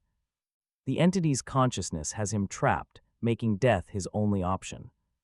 To prevent entering the next loop, the double tears open his flesh, offering a dagger. Linyi tries to calm him down. They still have plenty of time. Since time is frozen, the abyssal consciousness cannot corrupt him further. He watches the clone, wondering if he is pretending or genuinely forgetting. Has the endless time loop already shattered his clone's mind and memories? Linyi must have had this exact conversation when he was in that position. But the creature mutters that the abyss is far too complex for time. No way to block the abyss. Walking on the edge, no, he is already deep inside. Completely swallowed, he wears a twisted grin, spreads his arms, and falls. Falling backward to the hard ground in a complete free fall as dark blood wells from his chest. The warm blood splatters right over him, but he does not even flinch. He stabs repeatedly, completely finishing off his double in cold blood. The dying double tried to warn him, but the message was completely lost. He has to keep moving. Left with nothing, he presses onward into the dark. His flesh is warping. Fed by the abyssal egg, raw energy surges inside his veins. Power floods his body. In this state of crisis, he can only struggle. He can only direct the warped parts, struggling to slow things down. Safe transformation is impossible. As the foreign energy seeps deeper, things get worse. His heart is the first to warp, twisting into a grotesque, alien shape. As this new heart beats, his mind cracks open to a massive, endless void. A bottomless abyss stretching out forever. It is pure emptiness, yet also everything. He stands trembling at the precipice of this vast nothingness, staring straight into the void. Seeing everything and absolutely nothing all at once. What are you saying? Their real bodies are still back in the shelter. Shaking off the haze, he opens his eyes. He stands face to face with himself. I cannot help you anymore. This simulation failed. Just kill me. The other me stands still, questioning him. What is happening? The abyss is far worse than he imagined. The deeper his understanding grows, the more the corruption takes hold. He is hopelessly trapped now. His double must end his life right away. Otherwise, entering the next loop is impossible. He tears his own chest open, exposing his mutated heart, handing his waist dagger to his double. Wait, don't rush. There is still time. The other me speaks up, just like you said, we are frozen at a single point, so the corruption cannot dig any deeper. But he shakes his head. The abyss is not that simple. Neither time nor space can stop its reach. He was merely walking its edge, but now he is already drowning in the depths. Grinning wildly, he realizes exactly how they can escape this place. Spreading his arms wide, he lets himself plunge backward, falling helplessly toward the ground. Crimson blood erupts from his chest, drenching the other version of himself standing nearby. As the lifeless body hits the dirt, he plunges down. A loud buzzing fills his head. His eyes snap open. He is back in that familiar room, sitting beside patient 3D. Guards hover nearby. Only 8 simulations remain, but it has not ended. Does he need to escape the tunnel alive, or must he fix the anomaly first? Never mind, it does not matter. He finally knows how to handle this tunnel. Merging the abyss with this tunnel is the key. The void will handle everything else. In truth, he had already broken the endless loop during his very last attempt. But since his physical body died, a brand new simulation reset everything. Now his only goal is to escape breathing. Sacrificing everything to the abyss should work. Giving it all up to the void is the only option. Wearing a sinister smile, he steps back into the dark tunnel. He won't have to travel far, reaching his goal within 30 minutes.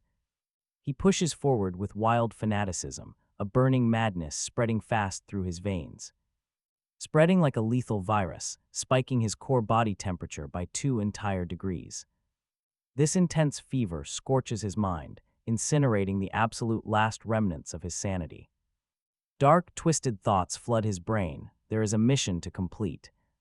Otherwise, he would decapitate himself right now to see how it feels. No turning back, he steps into the dark void. Instead, he pulls out the abyssal egg, raising it high. At that exact moment, across the divide, another version of me holds up his own broken egg. In 2 other cycles, the shattered relics grow rapidly inside the dark. Slowly taking their true shape, the ritual begins, connecting the tunnel to the abyss. The entire passage plunges directly into the void. He desperately wants to jump, craving that endless fall, but the anomaly suddenly vanishes. Mission complete. An unseen force violently drags him back down to Earth. Stepping out of the tunnel, the nightmare fades. The simulation has ended. Remaining simulation count is 8. He secured the random drops from this run. 8 items in total. He also claimed 1 precious time fragment and a new title. Plunged into the abyss. Abyss residue detected in the shelter. Processing. Processing complete. Gate of the abyss unlocked. Me wakes up in his bed, dazed. Feeling like he just survived an endless, hazy dream, barely knowing where he is. A red cat suddenly leaps onto his lap, rubbing against his stomach. Safe in the shelter, the trial is finally over. After a quiet minute, he finally pieces his reality back together, but remembering the simulation. He shivers involuntarily. That absolute loss of control was genuinely terrifying. If this sanctuary were not completely safe, he would still be losing it. Forget it, there is absolutely no use dwelling on the horror anymore. It is time to look at the rewards. He glances toward the new, ominous black door standing silently on his wall, actively pretending it is not there. His luck turned out pretty decent, surviving that cursed tunnel, with 8 attempts left. He managed to drag back 8 unique items scattered on the floor, a loaded handgun, basic rations, and a simple medical kit. 4 grotesque, mutated organs, and a strange dark oval object. Me opens his interface and quickly submits the 4 mutated organs. This pushes his shelter upgrade quest progress to 5 out of 10. He neatly organizes his remaining loot, stacking them in a corner of his room. Next, he carefully rolls the creepy abyssal egg right outside the door. Even if it is completely safe now, sharing a room with it feels wrong. Now 3 glowing system notifications are waiting for him on the interface. He reviews them one by one, the time fragment, the abyss gate, and his title. The time rule fragment can merge directly into his existing talent ability. This rare material adds powerful new perks, showing high compatibility with his skill. A prompt pops up, asking if he wants to initiate the fusion. Me accepts immediately, then pulls up his character sheet to inspect the changes. His core talent, the D-Class simulator, has drastically shifted. He can still run a random simulation, but upon death, time reverses. This grants him one actual reality retry. The system description asks in disbelief. Why anyone would actively seek death? Me can hardly believe his luck. This upgrade is downright broken, far outclassing the original skill. Even if it is limited to a single charge, that is more than enough. For him, this is a safety net, even if he dies, unless it is a guaranteed doom. Situation, he returns alive through simulation. Finding more time fragments means even more daily safety uses. He clicks the new title, plunging down into the abyss. It warns him that his past escape with outside help has officially drawn the terrifying attention of certain massive, ancient entities down there. He has absolutely zero words for that. Trouble always finds him somehow. Next up, the Abyss Gate, a direct passage to the deep. Opening this door lets him invite Abyss dwellers straight into his shelter. If he prepares items they want, they will offer highly satisfactory rewards. He stares at the pitch-black portal. Absolutely not. He leaves it completely alone. The shelter is safe, for now, but what if they refuse to leave? Safety only lasts 7 days. After that, our guy is basically dead meat. That is the real catch. He checks his watch, not noon yet. The simulation only took a few hours. Outside, the fog remains thick. Strange noises thump against the heavy door. He cannot see a thing. Even the peephole is useless. He sighs, grabbing a quick energy bar and some water. Time to open the global chat while eating. The interface loads. Instantly, his screen explodes with wild, active messages. Pictures everywhere. At first glance, they look highly explicit, almost like adult photos. But wait, a closer look reveals horrific bodily mutations, pure nightmare material. One guy shows off a mutated chin arm, boasting he can crush monsters. Another claims his new legs can kick 2 zombies apart easily. Now everyone is begging to trade valuable food for mutation cards. They want liquid, they want limbs, they even start tagging him. Did Gooseleg mutate yet? Where is the guide? Someone mutated organs. It is a rare card, apparently, but they have no idea what it does. Someone jokes he should cut them open. A desperate student begs for limb cards. Others laugh, asking if the kid mutated his brain. Everyone is incredibly hyperactive, ready for nightfall, ready to test their power. The chat is absolute chaos. He scrolls up to find the spark. A survivor used a dark red card, and it mutated his right arm instantly. Panicked, he begged the group for help. Instead, it triggered an absolute frenzy.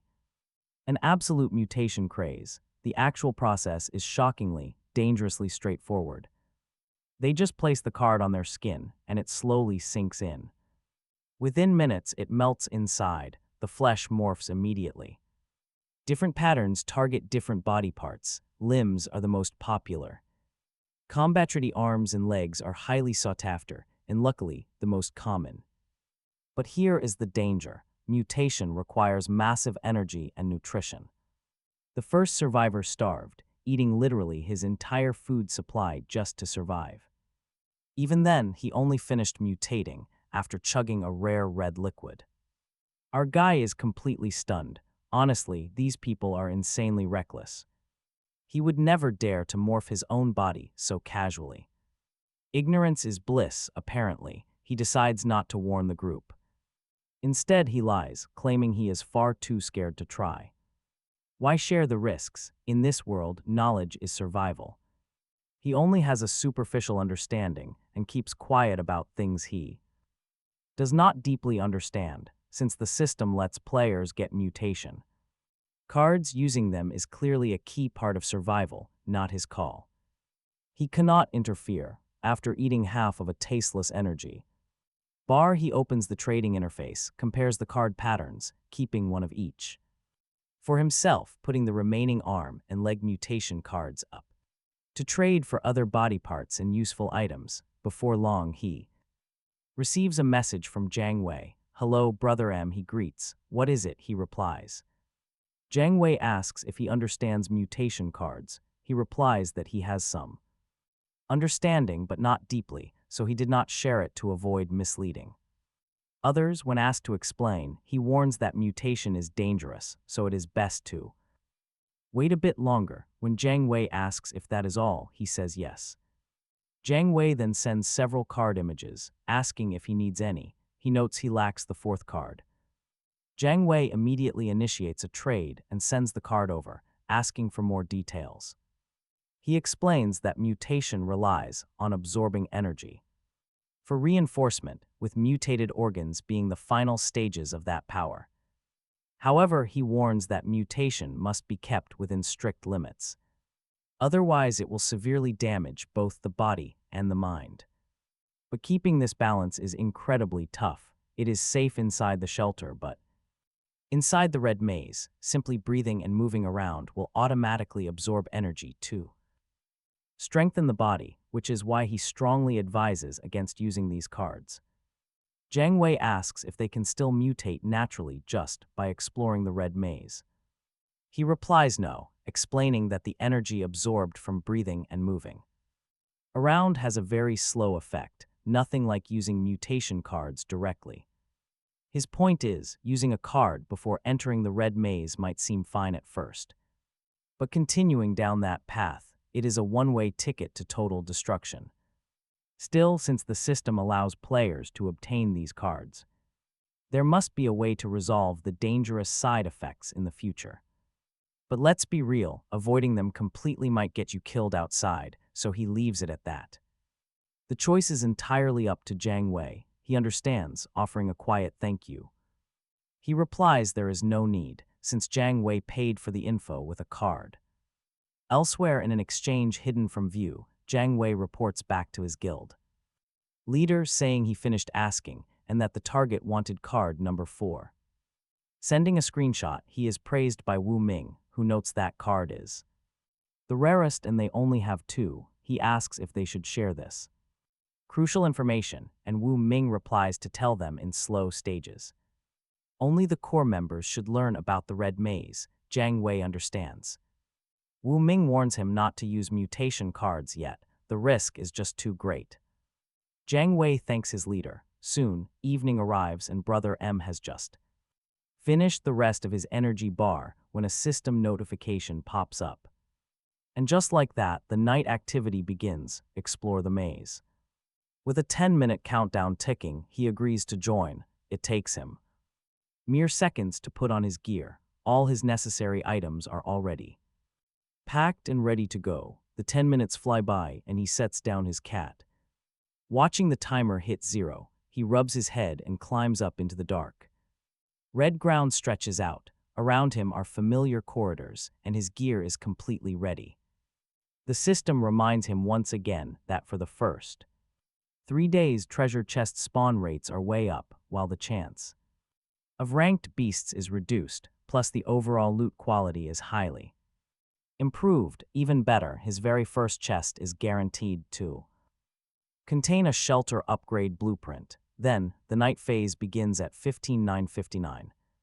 He acquires a lucky cattail amulet, which boosts chest drop quality. A funny item note mentions that since cats have 9 lives, they should have 9 tails too. This amulet is a cute necklace, so he puts it around his neck, feeling a strange warmth. Right then, he remembers he had found a mysterious cross necklace earlier, but with no system prompts, he had no clue what it actually did. It was sitting in his backpack, right alongside mutation cards, red liquid, food, and plenty of medicine.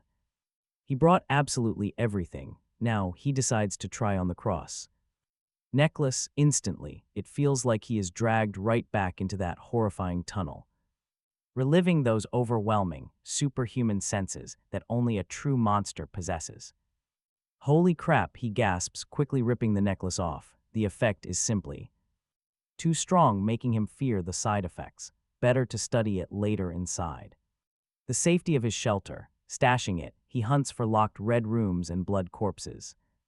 He still needs 5 alienated organs to upgrade his home shelter. Since he has ammo, he is not scared of basic mutated creatures. if it is a blood corpse like before, he might not even need to waste bullets. In the previous simulation, he learned exactly how to kill these mutated beasts. From the perspective of an alienated monster, alienated organs are their vital points. Once that organ is destroyed, the rest is pretty easy to deal with, especially since these mutated parts are quite obvious and easy to spot. It only takes him 5 minutes to find a locked red room. Using the keys he traded for, he has 7 red keys and 1 special metal key. So there is no need to worry about running out. Before unlocking, he still knocks on the door, expecting the same old silence, but get ready for a surprise. Suddenly he hears faint footsteps shuffling inside, an unexpected bonus, he thinks.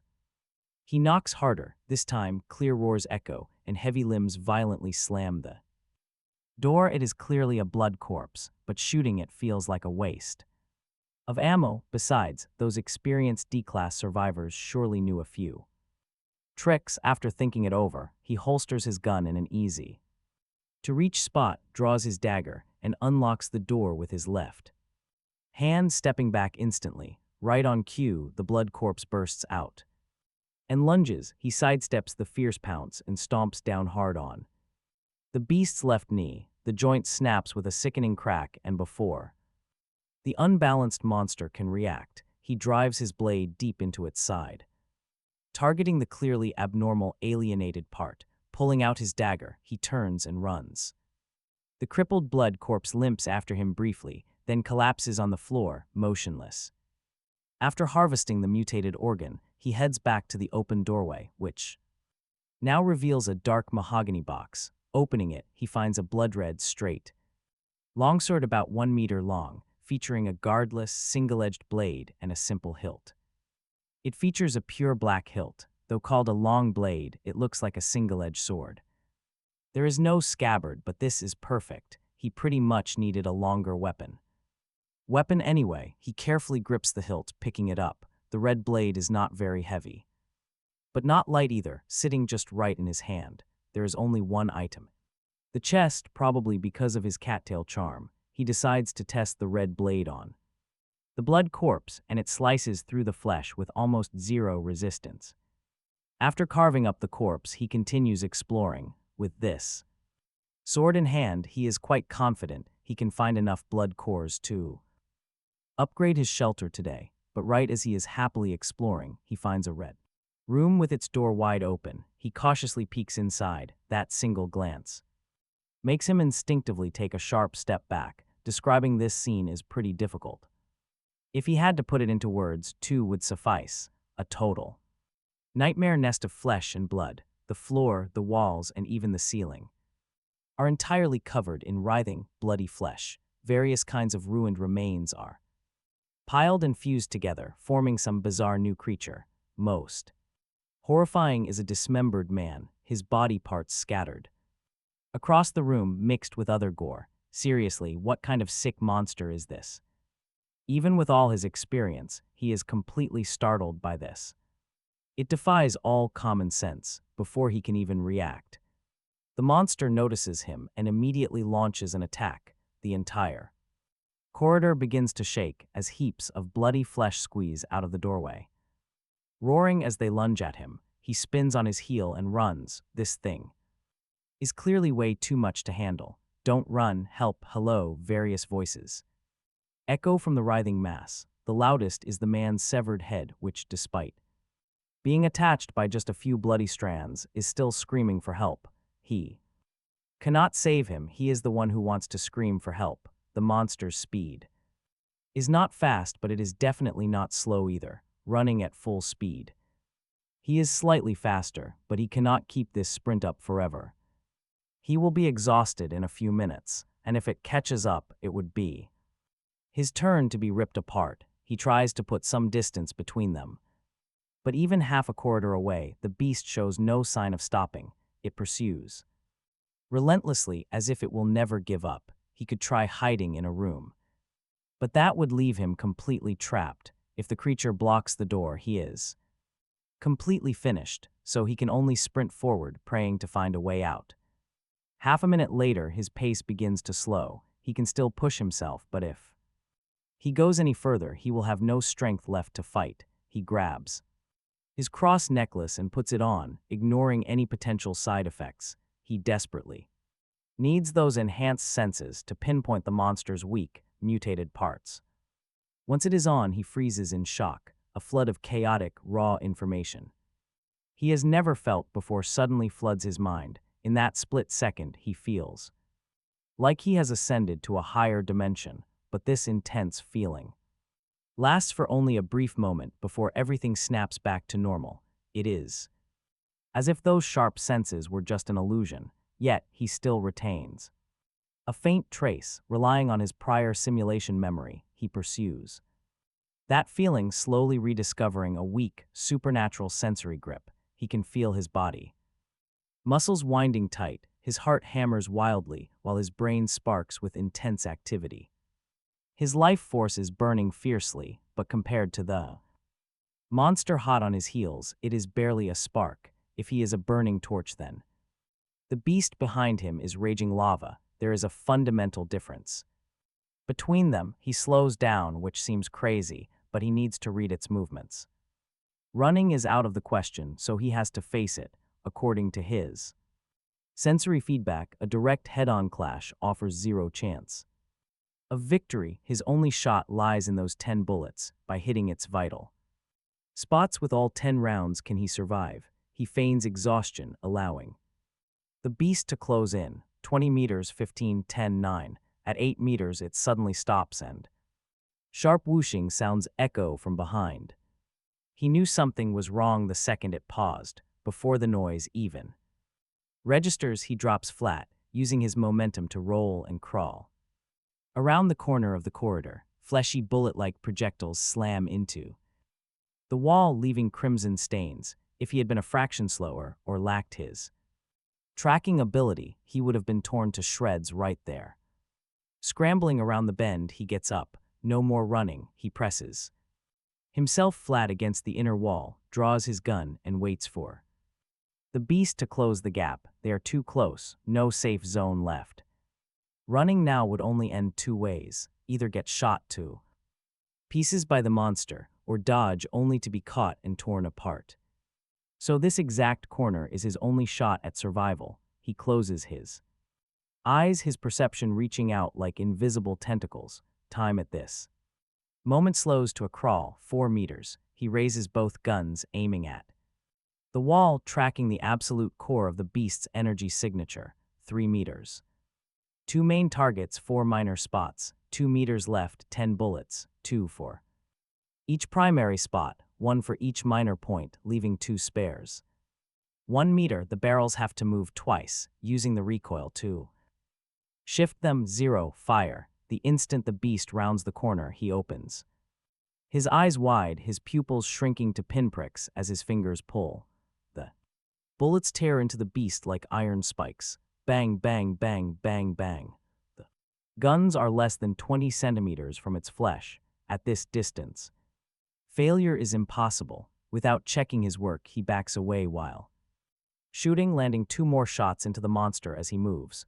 Bang, bang. These final bullets are meant to throw off its balance. Honestly, he cannot explain why he did it. Just a sudden instinct that those extra shots would help, and the outcome is far better than he imagined. The beast, which was rearing up to strike, collapses from those last 2 hits.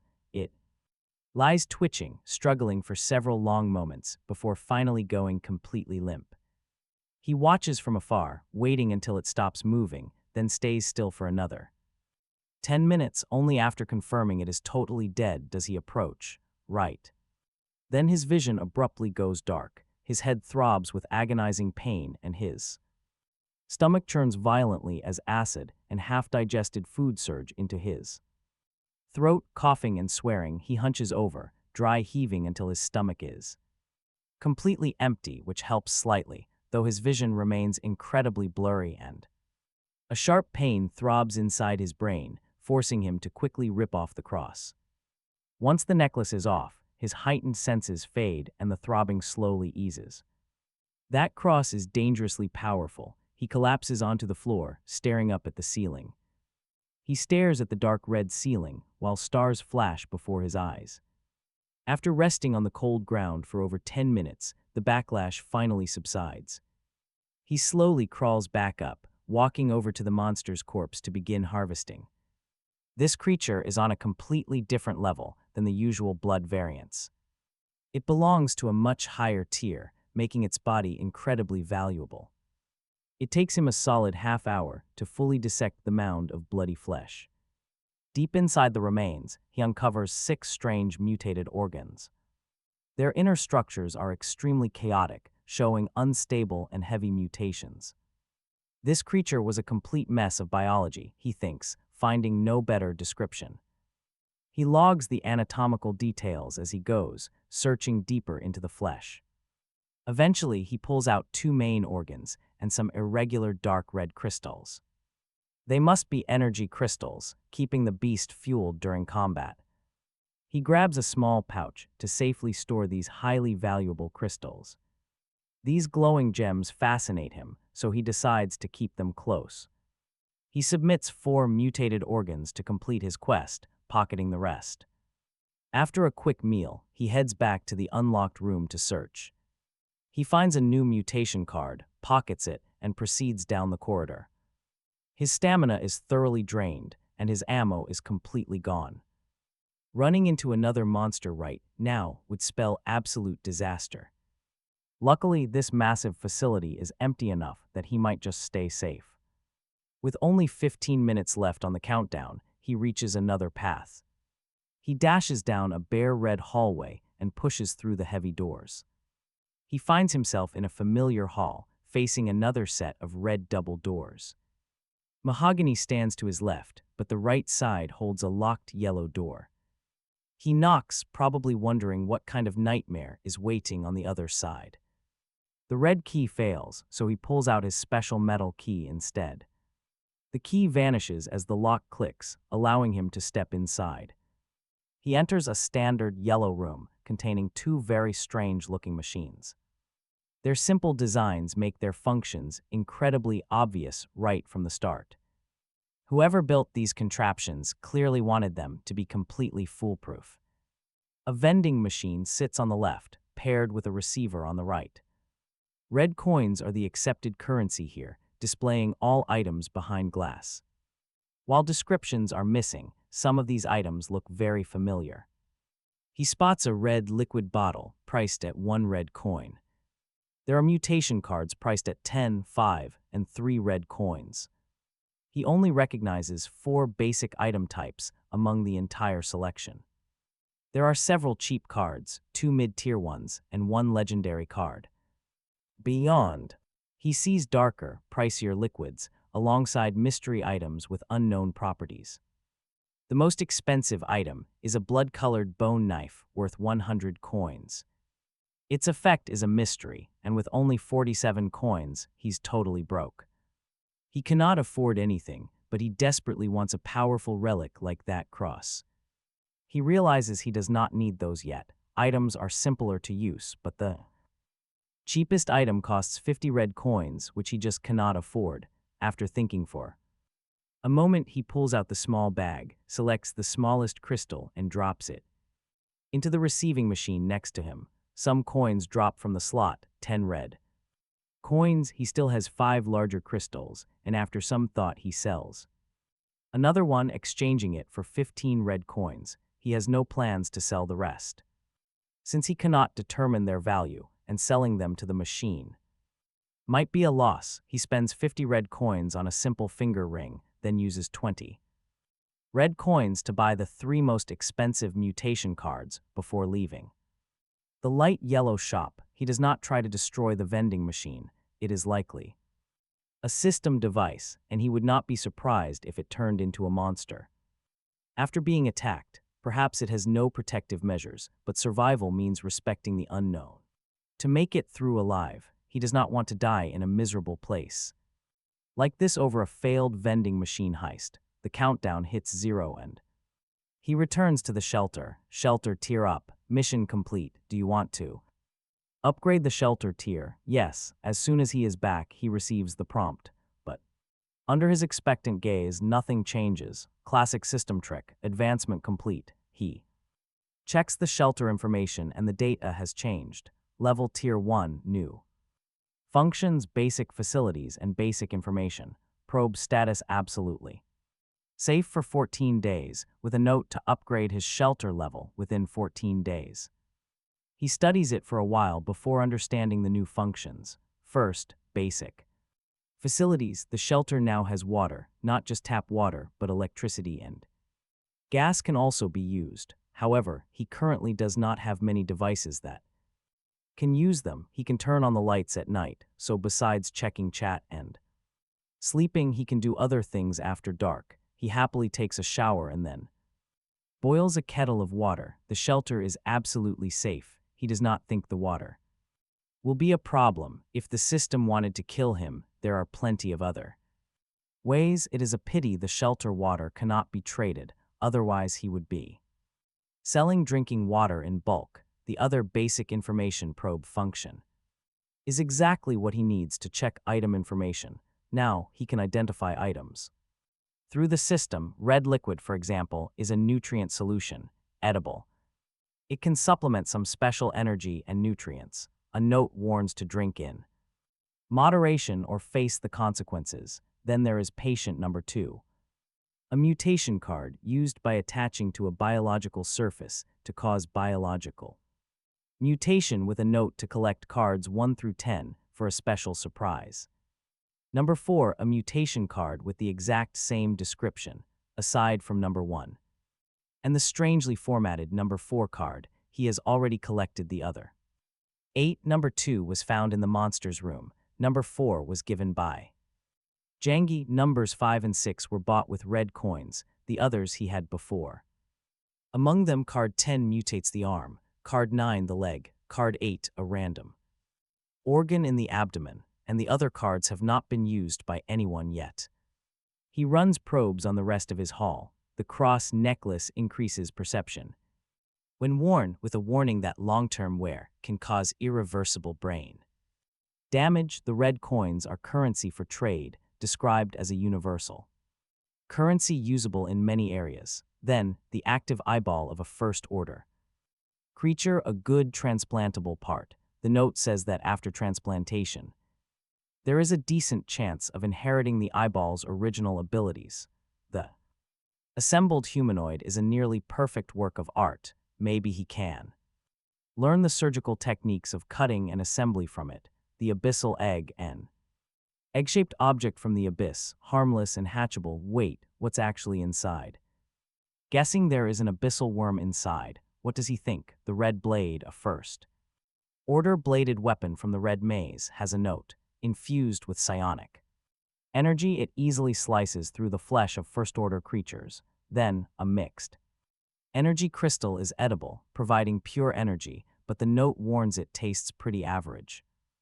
A psionic ring can rapidly absorb psionic energy from the surrounding environment to strengthen the wearer's body. The note says it's a decent low-tier item, a red key. A key to the red room comes with a note stating it only opens regular rooms. A damaged mutated organ is edible, providing special substances. The note says it is shelter upgrade material. The K1 pistol, a low-end gunpowder weapon, mass-produced by the organization, is now only used by grassroots members. It has a note saying it perfectly balances power and recoil, an excellent gunpowder weapon. Energy bars, high-calorie food mass-produced by the organization. Just 1 bar can sustain normal adult males' daily nutritional needs, but the note adds a warning. Ignoring taste and texture, this is pure efficiency. He spends some time examining all these items one by one, learning a lot of new information.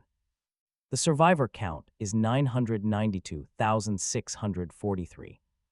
Out of 1 million, opening the chat, there are definitely more people entering the red maze this time, but fewer than 2,000 died, which is decent progress.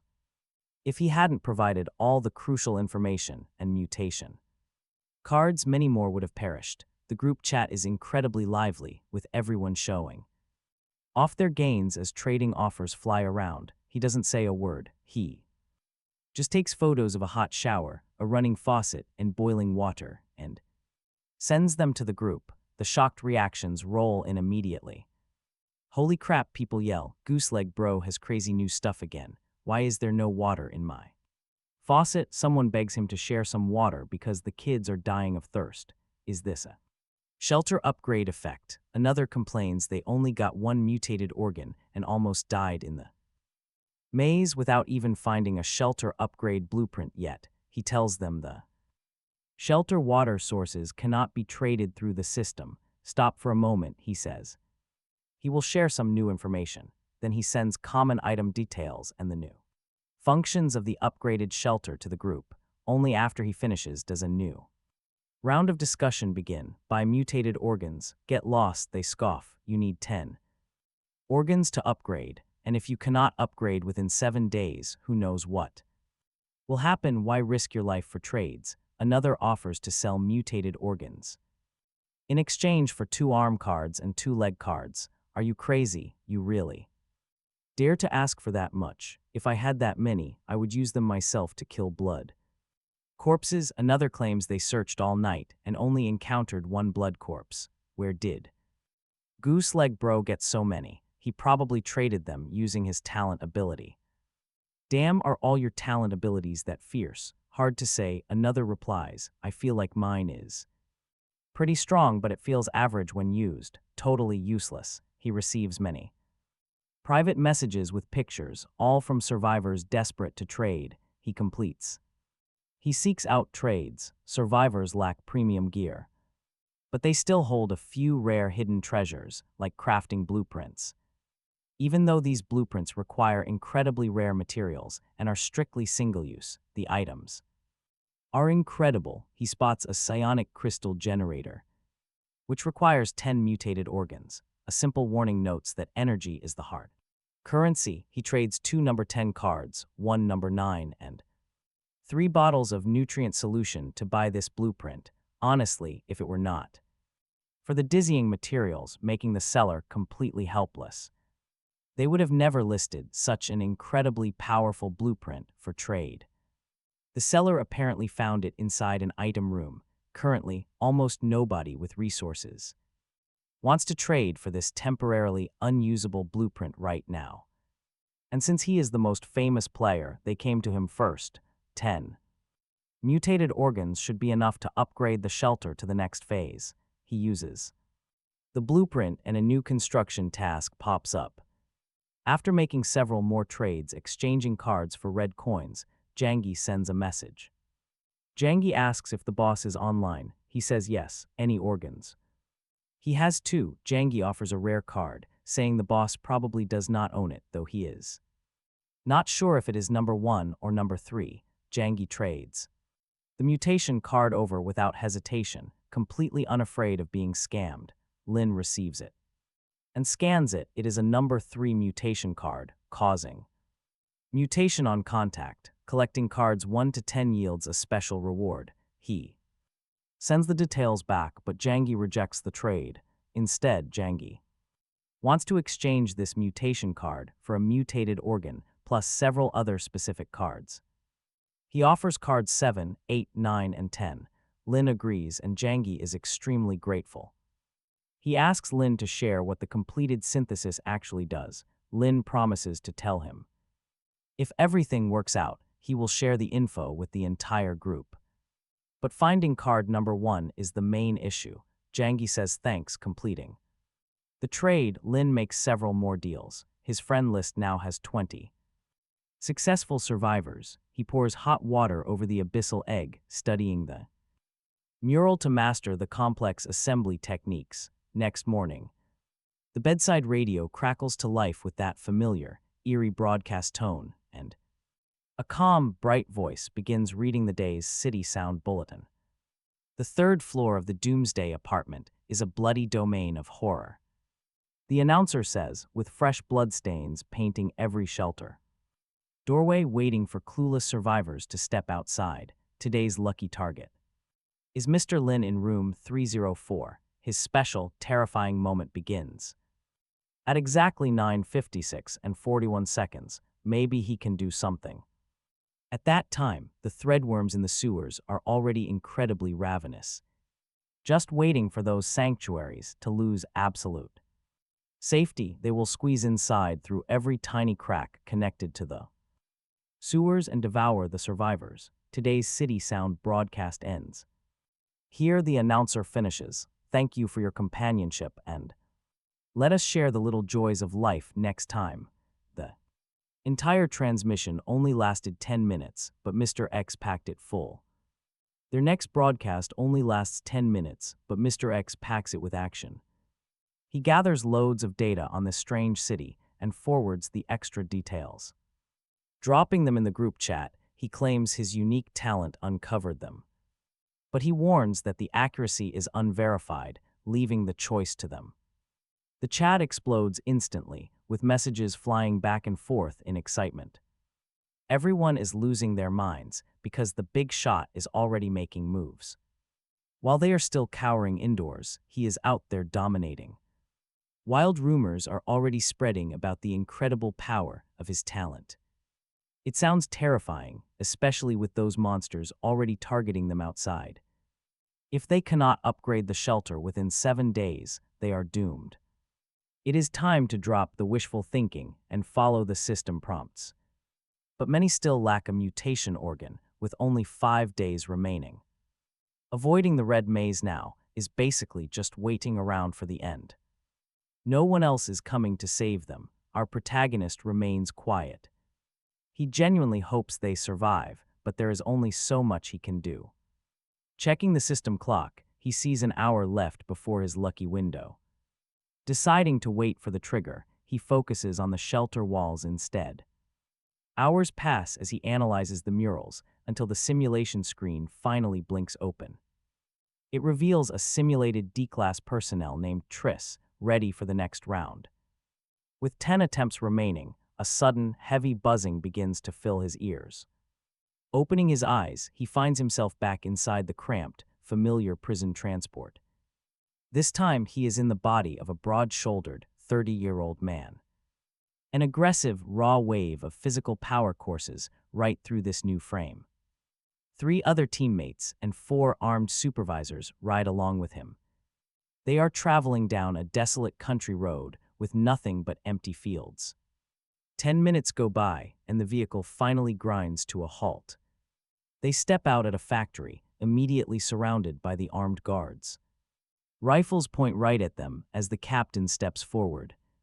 Wearing a relaxed smirk, he explains that a nearby research facility went dark. He needs them to go inside and investigate the situation. Since they are all elite survivors, he expects them to get results. They have survived dangerous missions before, so they should know the drill. He claims he is not a monster and will offer some basic weapons. He genuinely hopes they make it back alive, then asks for questions. Hans, one of the D-class, asks what this facility actually studies. The captain cheerfully reveals that they were experimenting on mutated creatures. Neil watches him closely, trying to spot any sign of a trap. Asking what kind of gear they get, the captain casually answers. Just simple handguns with extra ammo, gesturing toward a heavy crate. A guard brings over a heavy box packed with K1 pistols. Another prisoner scoffs, yelling that pistols against monsters is a sick joke. But a sudden gunshot cuts him off before anyone can even react. Talk about a brutal reality check, the headless corpse drops right beside him. He never even saw the captain draw, it was like a frame skipped in time. The captain smiles, asking if anyone else has a question. He raises his hand. The captain signals him to speak, and he asks for a sharp melee weapon instead. Preferably one of decent quality. The captain looks at him with a strange expression, as if he didn't expect a request like that. He explains he wants to fight mutated beasts in close combat. The captain grins, praising him as a valuable asset, and orders the supervisor to give him that experimental weapon and test out the new blade at the same time. He offers a polite nod, and the supervisor hands over a heavy long blade. The research site lies 50 meters underground, and they ride the elevator in full gear. He carries 2 handguns, 10 spare magazines, and the experimental blade. Hans and Neil only have standard pistols. He would have preferred more magazines, but with only 30 in the box split among 3 people, he's lucky that third D-class guy died. Otherwise, he wouldn't even have 10. The elevator hums as it descends, but then a heavy knocking begins from outside the doors. Thump, thump, thump, thump, loud pounding even though they are still descending, and there shouldn't be anything on the other side. The knocking spreads, echoing from every metal wall and corner of the elevator. Hundreds of unseen fists hammer the metal inside an empty shaft. Hans nervously grips his pistol and asks what they should do, his voice cracking. Neil whines that he is the brains of this whole operation and doesn't do the fighting. He tells them both to calm down, calling these things just mutated creatures. Just target their abnormal parts, those are their weak points. Though some creatures have multiple mutated zones, which requires some skill and takes a little experience. Of the 3 of them, he's easily the most relaxed, as he still has 10 simulation attempts. He knows these monsters, and he has 10 full magazines. This run is way simpler than his last 2 simulations, right on cue. This is supposed to be his lucky moment, and he has never gone into a fight with this much ammunition. Neil asks curiously if he has ever fought mutated beasts before. He doesn't know what Trish's history actually contains, so he just calls it a story from his past. An answer vague enough to avoid committing. He won't hide his familiarity with these beasts they are about to fight, and pretending otherwise would only raise suspicion. He draws the experimental blade and feels its weight. The shape is similar to the red blade in his shelter, but it's heavier and full strength. Swings will drain him fast. The banging stops the instant the elevator stops. The doors slide open to a long, narrow metal corridor. He glances at the gap beneath the car, half expecting something to be hiding there. But it is completely empty. The corridor is covered in blood stains, yet there are no bodies, not a finger or a single strand of hair. He is the first to step out, and the heavy silence is broken only by their footsteps. No monsters appear from any side doors until they reach the end of the hall, where he uses the high authority card from the supervisor to unlock the heavy door into the laboratory hall. The underground facility has a complex structure, and without a map, they have to rely on the captain guiding them. He tells them to go to the experimental area on floor B7 to retrieve the research data, and warns that the elevator is unsafe. They must use the emergency exit instead. They follow his path through long detour past several security checkpoints and finally open the emergency door. As the 3 of them descend the stairs, he wonders vaguely.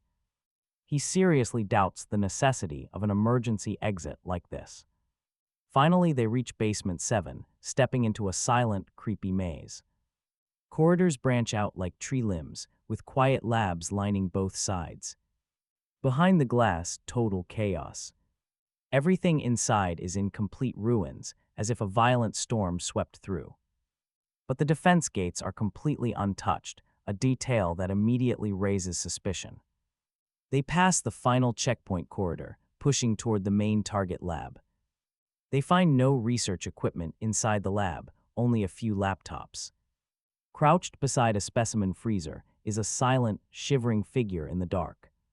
A female researcher is crouching there, the very first survivor they have found. Though looking closely, she might not be alive in any conventional sense. He halts outside, waiting for the captain's final orders before moving in. The captain must recognize her. Right on cue, the radio crackles to life. He happily identifies her as Dr. Caroline, ordering number 1 to surrender his helmet. Hans immediately complies, pulling off his gear and tapping on the reinforced glass. He yells through, telling her the captain wants her to have this. She flinches, staring out like a cornered animal, desperately whispering for them to stop. Shush, it will hear you. Only then does she crack the door. She grabs the helmet, slams the lock, and scrambles back under her desk. Hans mutters under his breath, complaining about the hassle of dragging her out. He completely forgets that Neil and the lead soldier are listening in. Back inside, the terrified doctor starts furiously typing on a computer terminal. She grabs a data drive, then swipes specimen vials from the cold storage. Packing everything carefully into her bag, she prepares to run. The captain starts barking a fresh command to bring her up, but talk about the worst possible timing, their radio goes completely dead. They are stuck 100 meters deep as the power suddenly drops. Darkness swallows the complex before the emergency backup grids barely flicker on. A heavy, terrifying tremor shakes the concrete floor like a warning. Thousands of footsteps are echoing through the distant corridors. Terrified, Hans stammers out, demanding to know what is making that noise. But the look of pure dread on his face proves he already knows. He is just too scared to say it. The soldier rips off his helmet. He shoves the door open, grabbing the trembling Dr. Caroline from her hiding spot. He calmly explains that a massive horde of mutants is heading their way. They have no map, which means they need her to guide them out. He promises to keep her safe, but she can also choose to stay. She can crawl right back under her desk, though to spare her later. He is more than willing to end her suffering right now. He draws his pistol. Pressing the cold muzzle against her forehead, he waits, quick death or agony. That is her choice. Shaking violently, she grabs his wrist in pure terror. She is terrified down to the bone, but she wants to live. She is only in her 20s. There is still so much she wants to accomplish. He yanks her up. Staring into her eyes, he demands an answer. The thuds are getting closer. Those bloodthirsty mutants are just a few hallways away. She finally finds her voice. Her voice rings out, urging them to follow her up into the ventilation shaft. Her decision is made. It is better to fight than wait around to die. Following her lead, he forces the vent open, and the four of them climb inside.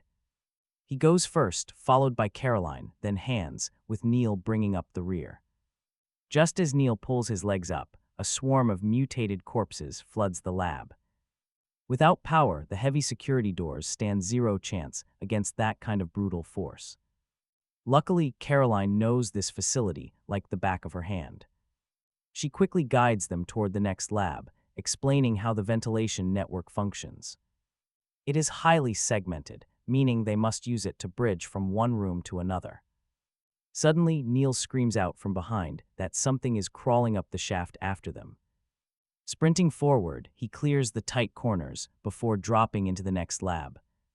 The moment Neil lands, a grotesque blood corpse drops out right behind him. With zero hesitation, he stabs its weak point before the beast can even stand. Then more blood corpses pour from the vent, like dumplings into a boiling pot. Shouting for them to run, he covers the rear while drawing his dual pistols. Stepping backward, he opens fire with absolute, lethal precision. Those K1 pistols live up to their reputation, exceptional quality and immense power. A well-placed shot is all it takes, and the recoil is easily manageable. Reloading is a breeze. With 30 magazines, he could probably clear this place alone. He finishes off the monsters in the vent, only to hear gunfire echoing up ahead. The rest of the team has run straight into another massive wave of monsters. Hans is screaming in pure panic that there are simply too many to handle. But retreating is simply not an option. They just need to survive this onslaught. With him handling all the shooting, the others just need to keep reloading. He even grabs Hans' hand, forcing his panicked finger off the trigger. The idiot was just spraying blindly. Caroline quickly guides them into a secure lab. They rush inside one of the holding cells, locking the heavy door behind them. Now they start picking off the pursuers. Gunfire erupts, bang, bang, bang. Every single bullet drops a monster, but strangely, these creatures feel remarkably weak. It is as if they were filtered somehow. Hans and Neil quickly reload magazines. He continues firing through the iron bars as the creatures slam violently against them. The metal fence buckles, but the facility's high-grade hardware somehow manages to hold. Danger seems managed, yet dread grows. He feels increasingly uneasy because absolutely everything about this laboratory is wrong. The first floor was covered in blood but had 0 bodies, yet security remained intact. The labs are completely trashed, and only Dr. Caroline somehow managed to survive. She certainly does not seem like someone who could survive such sheer chaos. Even worse, the captain went silent the exact second she stopped speaking. Waves of pre-screened mutated creatures keep flooding in from impossible directions. Seriously, would you fall for a trap this incredibly sloppy?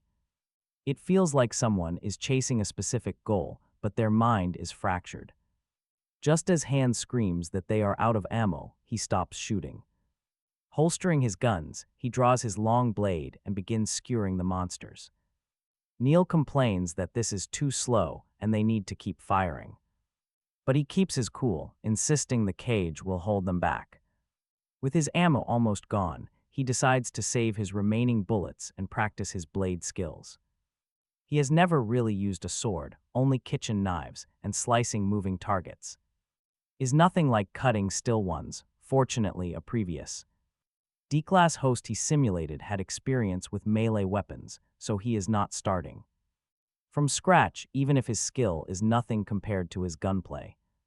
Hacking through flesh is more exhausting than he expected, especially when the metal hits bone, sending a shockwave right into his hand that leaves half his palm numb. After cutting down a dozen more, the corpse wave finally thins. Just as he hoped, once they stopped drawing them in with gunfire, the tide finally broke. He hands the heavy blade over to Neil, telling him the rest are on him. Then sits in the corner with reloaded pistols, keeping the last few mags. For himself, if his guess is right, watch out, something else is about to hunt them down. Caroline, who is just a researcher after all, asks if they are leaving right now. She vaguely senses something is wrong, but she refuses to think it through. Hans and Neil, both abnormal incident survivors, are already starting to piece it together. He tells her they probably cannot get her out. Then he asks her, since she warned them earlier that it would hear them, what it actually is. The elevator was not destroyed because they could not. It was left intact because they need it. They want a clean escape route for themselves. And to keep the captain from dropping down on top of them. That knocking inside the elevator car was a warning for the captain, not a threat for them. The captain is powerful, but if the elevator is dropped, he becomes a corpse.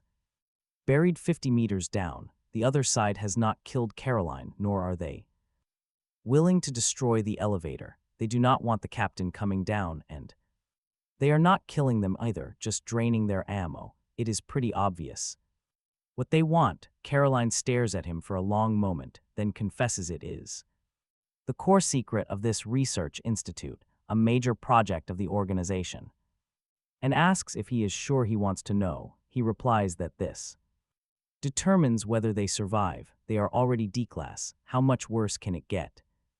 Are they going to become the organization's first ever E-class?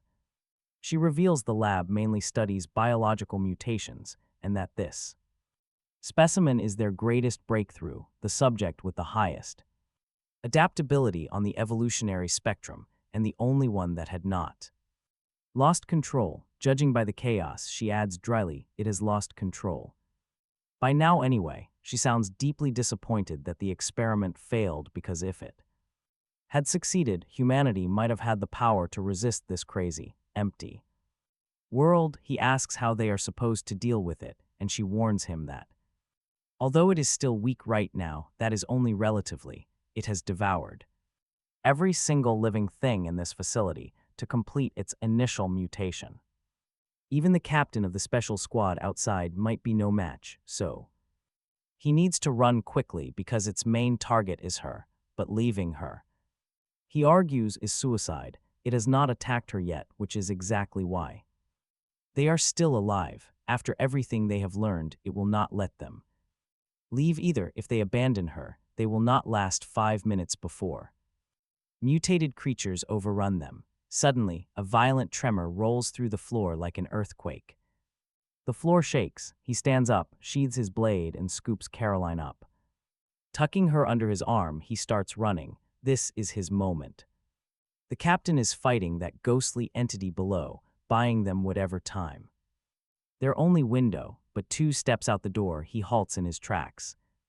A red-haired Caroline stares down the corridor, her cold gaze locked on him. Without a single second of hesitation, he draws his gun and fires 3 shots. The bullets stop in midair, hanging between them, held completely still by an unseen force. He stands paralyzed. Caroline was right. This power is on another level. It operates on a completely different scale, far beyond his basic blade skills. His skills are lacking. Honestly, would you blame him for wanting a reset? But this entity is so overwhelming that even a reset might not secure victory. He shakes it off. How can he surrender so easily with simulations left? Resets work now, sure, but what happens next time or after that? What about after 10 resets? Hands frantically whispers beside him that they should surrender. Bullets stop. Winning is impossible, but the panic in Hans's voice snaps him awake. He looks at the red-haired clone. She is slowly creeping closer. A cold smile spreads across his face. So that is how it is, he says. No fear. He is never afraid of opponents who rely on cheap tricks.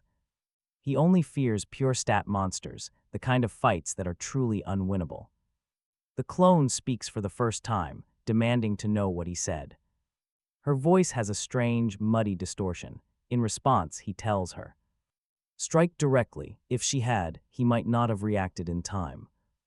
But she is too used to playing mind games, completely forgetting her most basic tool. That would be her most direct, primitive, and fastest tool. Pure violence, without hesitation, he draws both pistols and aims them. Not at the mimic, but right at Dr. Caroline. Finally, its expression shifts. He relentlessly empties both gun magazines straight into Caroline. The bullets freeze in front of her face as empty brass casings hit the floor. But from the way her body trembles to hold them back, he sees the strain. He reloads in a flash, pointing one gun at the clone and the other at the doctor, firing simultaneously. This time, the bullets do not freeze. Grazing bullets deflect away. He empties every single round he has. Without a single pause, he draws his long sword and charges the red-haired monster. No negotiation, no hesitation, just a brutal, all-out fight to the death. Kill or be killed, the red-haired clone immediately begins to back away. Its abandoned original body is already being finished off by the captain. Time is rapidly running out, and this creature completely lacks the courage to face him head-on. Since its creation, it has always ruled from the shadows, playing puppet master. It was never meant to clash directly with those it deemed lower beings. Blocking all those bullets just drained its reserves of spiritual and mental power. She can still fight, but a guaranteed victory is no longer assured. With a bit more time, it could easily crush these annoying pests like bugs. But he chases like an absolute madman, swinging his blade wildly at her. Every strike is deflected by her invisible barrier, but he only swings faster. Dozens of swings later, his exhausted body pushes forward on sheer willpower. Pure willpower, but he won't last more than a few seconds. He is just an ordinary human in a war of attrition, unable to beat this monster. The red-haired Caroline notices, a triumphant smile spreading across its face. Then, gunfire erupts. Hans and Neil flank him, firing their last remaining bullets. They lack the courage to fight the monster, but they refuse to give up surviving. While the red-haired Caroline blocks the incoming bullets, he makes his move. He sheathes the blade brace, takes a deep breath, and prepares for a final strike. Die, he roars, as the blade slows down under the heavy invisible pressure. Yet as if answering his shout, a scorching heat explodes right from the hilt. It rushes along the edge, instantly melting the energy barrier right in front. With one clean swing, he cuts its head off. Damn it, it was voice activated. He shouts out, "You damn well should have told me." Talk about a massive oversight. This is the first time he has ever gotten truly angry inside a simulation. He wants to kill that crazy captain, but unfortunately, he cannot beat him. How do you test an experimental weapon without even explaining how it activates? He throws the long blade, pinning the red-haired Caroline's heart, and draws both pistols. Overkill, he blows the rest of its head completely apart with rapid gunfire. He has only emptied the magazines, leaving a few bullets left in the chambers. After all that, he steps forward, retrieving the long blade from the chest. He hacks the body to pieces because he only just won, absolutely refusing to take chances. He walks back to Dr. Caroline and asks her if the thing is dead. She admits honestly that she does not know if its main body was destroyed by the captain without splitting into any other instances. It should be not dead. He refuses to believe the enemy has no fallback plan, as long as it does not interfere with the rest of his mission. He won't bother tracking it down. That is the organization's job anyway. In a facility this massive, he cannot possibly handle it completely alone. Soon enough, the captain finds them, accompanied by a few supervisors. He inspects the hacked-up body, examining it carefully from every angle. Only when he can find absolutely nothing more does he order the remains collected. He says they did even better than expected of elite D-class personnel. They can return now and look forward to their next challenging mission. Then, with a very pleased look, he turns and asks about the weapon. Was it easy to use? He is still furious, otherwise he would keep quiet. He barks back that they should have mentioned it was voice-activated. He rarely speaks during a fight. Without lucky timing, everyone would be dead. Voice-activated, the captain asks his supervisor with sharp confusion in his voice. Is this brand new experimental weapon actually voice-activated? The embarrassed supervisor admits they were just testing how to trigger its power. So it really is voice-activated. The captain logs the new data. He thanks him for his incredible contribution to the organization. Walking at the front expressionless, he silently regrets opening his mouth at all. Suddenly, a familiar system prompt closes in. Simulation ended. Remaining simulation attempts. Do you wish to obtain the core item? Obtain, he says. Human Evolution Atlas 1. Obtain Dr. Caroline's Gift 1. Title unlocked. An all-in gamble. He sits on the bed staring at the newly appeared data. Never before has he cleared a simulation without wasting a single attempt. Who knows if burning all 10 attempts will actually yield a core item. The Human Evolution Atlas, a powerful item meant to control biological growth, is the organization's latest breakthrough meant to guide physical growth. Evolution, but it is unfinished and can only be traded. For Mutation Card 0, the Atlas is just a laptop full of data. He opens it and stares at the screen. Not a single thing makes sense. It is nothing but incomprehensible terms and completely unannotated symbols. Mutation Card 0, aren't they supposed to collect 1 through 10? Instead of rushing to redeem it, he spends an hour just staring. Staring at the laptop, only when he is sure he understands nothing. Does he choose to redeem it? Mutation Card 0 slides into his hand. The description calls it a special card, urging him to collect them all. Collect 1 through 10 for a special surprise, it reads. He expected a hint.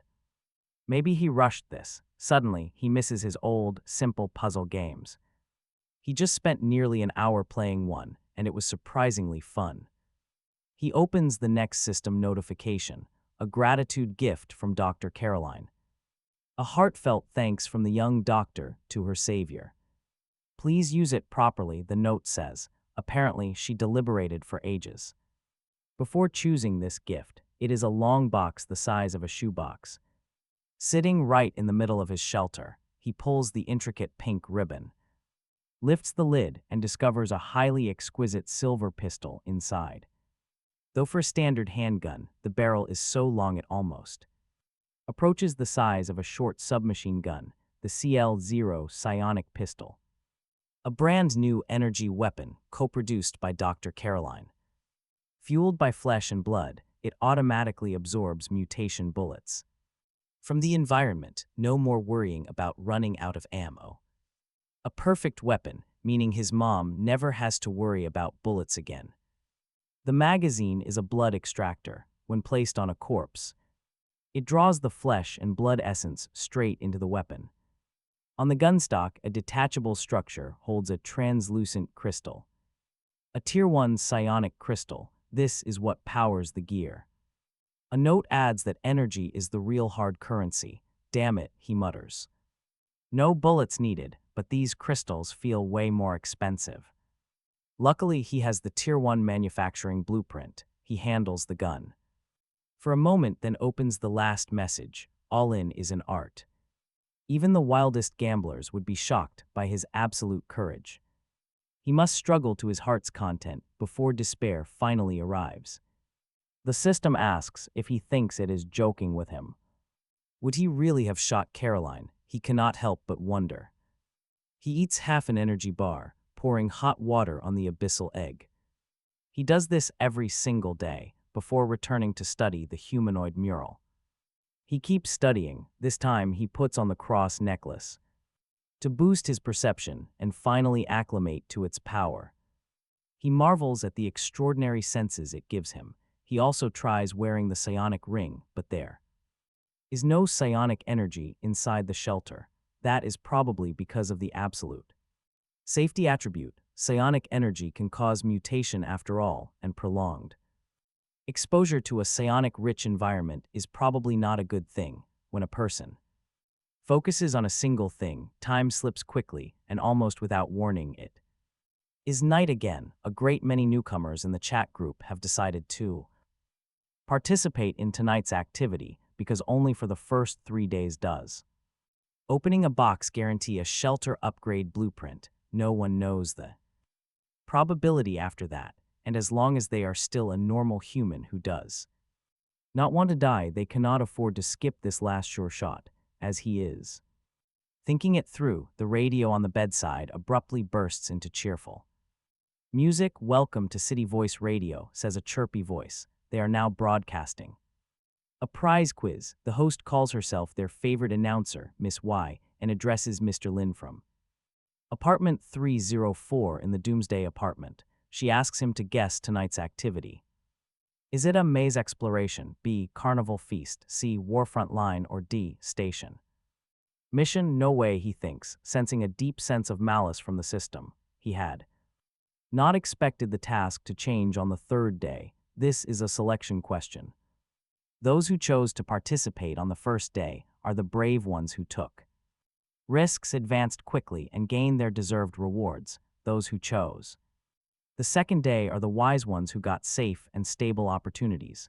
Those who choose on the third day are the weak ones who can only make a desperate final attempt. If they don't, they will die. Talk about brutal stakes. No one gets a fourth chance. He has a strong premonition that after these 3 days, shelter upgrade blueprints will become extremely difficult to obtain, and tonight will be the last guaranteed window. He chooses D, saying 4 is his lucky number. Correct answer. The announcer chirps and says the prize has been sent. She tells him to check. He opens the chat and posts. He just got news that tonight's activity will change to a station mission, and after today, shelter upgrade blueprints will be extremely difficult to obtain. He warns them not to ask what a station mission is because he doesn't know either. He doesn't actually know if his guess is right, but he decides to stake his reputation on this one. He could have hedged, but he doesn't like compromise. All or nothing, no third option.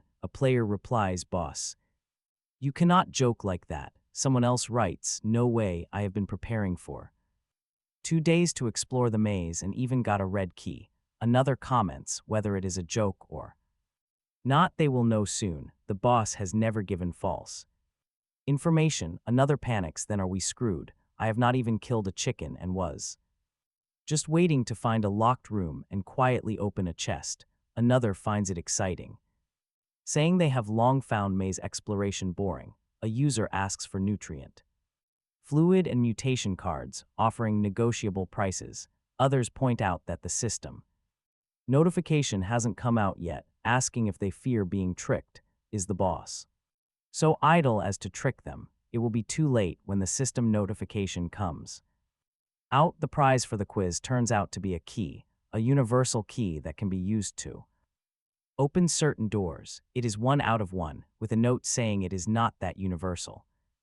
His private messages are overflowing. He replies to a few friends and then starts packing. The night activity starts, and he joins the station mission. The countdown ticks from 9:59 to all zeros, and the chat instantly erupts with terror just before everything goes dark. When he opens his eyes, he is sitting in the back row of a bus. None of the gear in his pack or on his body is missing. There are scattered passengers and a driver, 12 people in total besides the driver. By his count, the bus is traveling down a highway, dense forest crowding the shoulders. A new interface suddenly pops into his vision, looking for all the world like a chat room from some messaging app. There are 4 people in this chat room. One of them sends a message, "Hello everyone, do you know what is going on?" Each speaker has an avatar next to their name, and he quickly finds each face. Among the passengers on the bus, the first speaker is sitting diagonally in front of him, a slender young girl in a Chinese-style school uniform. She is quite young, with skin so pale it is almost translucent, and medium-length black hair, sporting a cute look and the serious expression of a small animal. Her name is Lei. The next is a sturdy elderly man sitting by the left window. Xiao Yang is over 60 but extremely energetic, with sharp lines under his graying hair. Then a middle-aged woman in the back named Xu Min, the only one of the 4 with obvious mutated features. It looks like at least her limbs are alien. "You do not know me," he types, "so we must be from different areas. Can they tell him about the situation in their areas?" Xiao Yang responds with a kind of disbelief. Does he mean everyone in his entire area knows him? That is impossible, right? An area has 1,000,000 people. Young man, do you understand what 1,000,000 people means? He explains he has been sending out strategy information to everyone since day 1. As long as they checked the chat group, they couldn't possibly have missed his name, meaning they definitely are not from the same area. And at nightfall, his area still had 992,341 people, which cannot match. Xiao Yang calls it impossible since they already lost over 100,000 people, asking how he lost so few. Because of him, he replies. He writes, the chat goes quiet. They compare numbers and confirm they are each from different regions. Every single region started with 1,000,000 people, and the night tasks for the first 2 days were maze exploration, but tonight has shifted to a station mission. Xu Min asks if anyone has seen a girl named Li Shailu, her daughter. He tells her no, while Xiao Yang cannot remember, and Li says there seemed to be someone similar, but cannot be sure since there are too many people named Lei. The system suddenly pings, telling them to choose a site to get off and survive there until tomorrow's bus arrives. Then, they must board the bus and leave. The system notes that after 10 sites, the bus will enter the shallow sea area. So this is the station mission, Li writes, while Xiao Yang hums. The choice of site is extremely important, and the hint does not say they must all pick the same site. Xu Min points out. Li asks if she is going adventuring alone. Since the situation is unknown and it is safer to stick together, Xu Min clarifies. She was only pointing out the option. He suggests they choose one, writing that he suggests they decide before the 9th site at the very latest. Of course, Xiao Yang agrees. Since the system mentioned the shallow sea area, it is different from the previous sites and best not to get close. The first site arrives almost immediately, a dark green swamp full of wetland plants, with dark green fog floating. Hiding in its depths, Xu Min vetoes. Li Jai and our protagonist agree, forcing Xiao Yang to relent so they move. 10 minutes later, the second site is an unusually clean beach, where fine white sand is spread like snow on the hot, desolate shore. Li Jai points out that 10 minutes from a swamp to a beach is impossible. This road and bus are deeply wrong, and Shu Min agrees there is something off about the bus. The driver and the other passengers look human but have absolutely no human aura, as if something else is wearing their skin. They pass. The third site is the entrance to a sunny small town. Friendly-looking townsfolk are smiling inside. Xiao Yang likes it. Li Jai and the protagonist do not. Shu Min warns their smiles are too fake, like mannequins. They pass. The fourth site is a void with one side of the platform is completely empty with nothing there. They pass. The fifth site is shrouded in a thick mist. Another pass. The sixth site is a giant jungle with a plant in the distance that reaches into the sky, its top completely out of sight. Li Jai warns it looks too dangerous. He agrees. Shu Min suggests moving on. Xiao Yang reminds them only 4 sites are left. Maybe they pick one that is bad but not unbearable. Li Jai feels the next stop won't be quite so bad. The 7th site is a ruin with a faint mist drifting through it, and at its edge he spots familiar blood corpses. Far away in the center there is a massive wriggling shadow 12 stories tall. Its rhythmic movement feels like a breathing monster. Let us choose this, he writes, feeling quite confident in his understanding of blood corpses. Li Jai agrees, and Shu Min seconds it. Ruins are excellent for hiding. Their only goal is to survive until tomorrow's bus arrives. Xiao Yang agrees, since at least he knows how to kill them. Let us get off, the protagonist writes. The 4 of them file out in order, the driver and other passengers show absolutely no reaction, and just when you think they are all mindless NPCs, the passenger nearest the door turns his head, giving them a cold, meaningful smile. He happens to look back and lock eyes with him. Goodbye, the man says. Have a pleasant journey. Goodbye, the young man replies, wishing them a pleasant journey as well. Then he leaves the area with the others. The moment they step off, several new tasks instantly pop into the chat room. Site selection is complete, unlocking new optional tasks. First, eliminate mutated creatures for rewards scaled to their numbers and strength. Second, explore the ruins and investigate why this city was abandoned. Third, defeat the giant mutated creature in the center of the ruins. He instantly ignores that third option. He has no desire to approach that terrifying shadow. Xiao Yang asks if they should go in, his towering, sturdy frame leading the way like a wall. He wonders if they should look elsewhere, but Shu Min advises against it, keeping a careful distance from the rest of the group. She warns this strange road takes only 10 minutes to travel between wildly different regions before they truly understand this area. Wandering is too risky. Our protagonist agrees, pointing out that following the system prompts keeps them safe, but wandering aimlessly might mean they can never return. By now, he has already equipped the cross necklace and the psionic ring during their earlier selection of the site. From his past attempts, he discovered that as long as he does not trigger the intense inspiration felt while slaying monsters, wearing the cross necklace for an extended period has no negative side effects. The psionic ring performs exceptionally well when combined with the necklace's perception boost. He can clearly feel the surrounding psionic energy constantly flooding into his body and strengthening his gear. The moment he steps into the ruins, a heavy, oppressive weight settles over him, as if some invisible pressure is dragging his boots down, making his steps feel noticeably heavier. What do we do? Jiao Yang asks, picking up a heavy piece of concrete-capped rebar. Hide on the outskirts until morning, he suggests. Shu Min disagrees. Collect supplies first, she says, looking for any usable weapons. The system prompt warned them to survive until tomorrow. That means the real danger starts at night. He suggests they split up before sunset. We can stay connected through the system chat. That is their main advantage.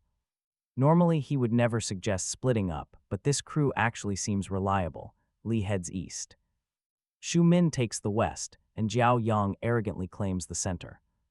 I will just wander, he texts, looking out at the giant shadow looming in the distant mist. An uneasy premonition crawls up his spine. The ruins swarm with mutated monsters. Relying on his sharp senses, he slips past the massive threats, searching ruined buildings for supplies, and loading his CL-0 with blood cores along the way. Following the commercial streets, he quickly spots an abandoned gun store.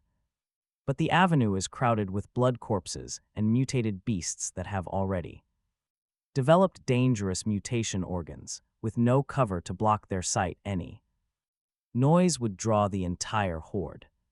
Armed with only a red blade and an unfinished CL-0, he needs another way. Alleys are risky. Unstable walls and cornering monsters are highly lethal, but he chooses a wider side street anyway, stepping in slowly, red blade raised.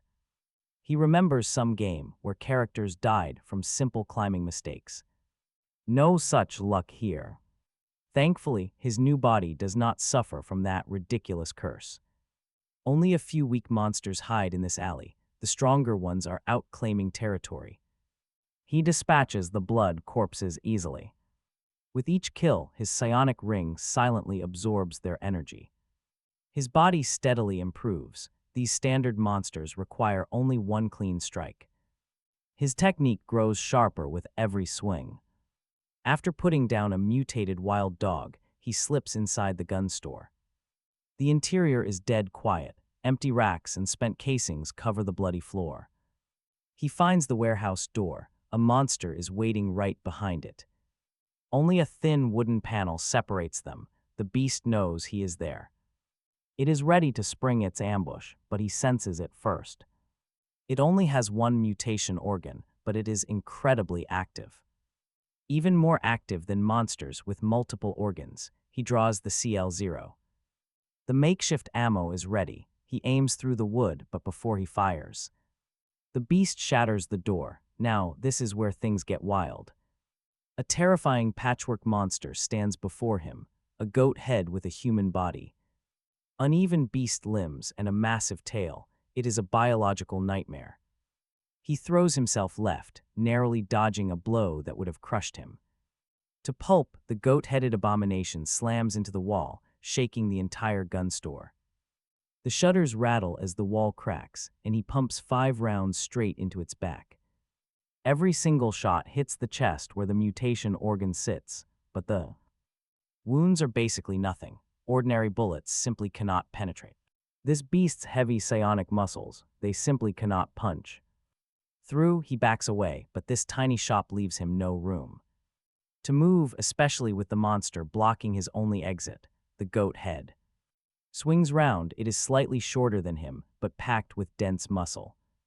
Its chest throbs with mutated power, feeding its entire body. He fires 5 more rounds to suppress it, not expecting them to kill. It blocks them with its thick limbs. His eyes light up, a weak spot. He targets the eyes, 2 quick shots, and his wrist twitches, blinding the monster completely. The beast screams in agony, covering its chest as it charges blind. Even without sight, its wild perception tracks his general position pretty well, sensing the energy flow between the mutated organ and its limbs. He steps aside in advance to dodge the charge. Annoyed by the miss, the creature accelerates and wildly swings its forelimbs. He focuses entirely. His body has improved, but he still cannot match an enemy that ignores self-preservation. One slip and he dies. He cannot waste a reality simulation. Run in a dump like this, trapped in a corner with 0 room to retreat, the beast prepares for one final charge. He fires 3 quick shots straight into its eye sockets, but the monster does not even flinch. The head is purely ornamental. It is brainless, although he expected this. It is still incredibly annoying. Now he must fight for his life. Luckily, 3 bullets remain in his CL-0 gun. Keeping the gun left, he draws his red blade right. Bang, bang, bang. 2 shots hit the left knee. Little damage, but it disrupts its charging stance. Even a brainless monster falls when its joints fail. It cannot recover. He gathers his remaining energy into his right hand, molding it carefully. He has spent so much time absorbing and sensing the beast's aura that he has developed a basic grasp of. Manipulating energy, he is no master, but he can concentrate it. His arm suddenly blurs forward. The red blade pierces clean between the creature's forelimbs, driving straight through its chest, ripping out the mutating organ in his palm. The lifeless corpse slams into the wall, cracking concrete. He shakes it. Off his blade, he casually drops the organ into his pack. Footsteps echo.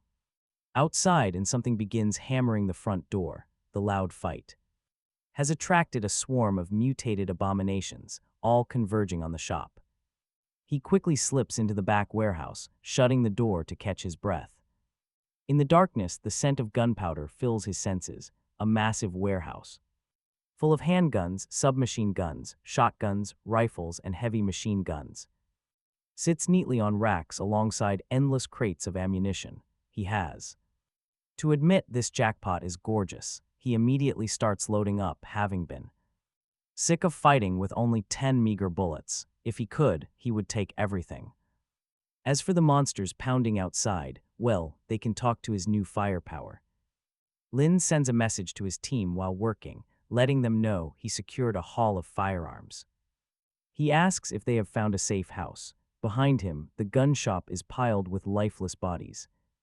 Nearby, a large woven sack sits heavily, stuffed to the brim with harvested mutation organs. The crystals are already tucked into Lin's pack. Dissecting the remains, he moves with the practiced speed of a supermarket fishmonger, armed with perception to guide his dagger. He smoothly flicks each crystal out with ease. Shu Min replies to him, saying she found a quiet, mostly undamaged supermarket. It still has basic supplies, making it a perfect meeting spot. Li adds that she found something special. She promises to bring her treasures back later. Xiao Yang warns of mutated threats nearby. Creatures swarm the center of the ruins, but he already dealt with a few. Lin finds a flatbed cart. He piles the spoils high, hauling his heavy cart toward the Northwest supermarket. It is a remote 2-story building spanning 500 square meters, far from any blood cores. Lin arrives last, as finding the flatbed cart took some extra time.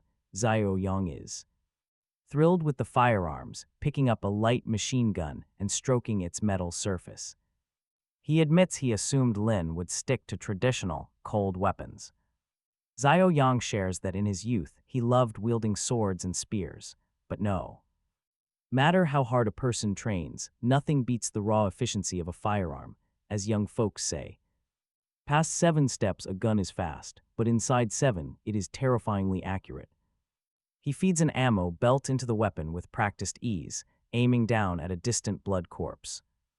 Its upper body is instantly vaporized. This is the sheer destructive power of firearms, representing the pinnacle of human tech. Stripped of morality, it holds a terrifying, dark beauty.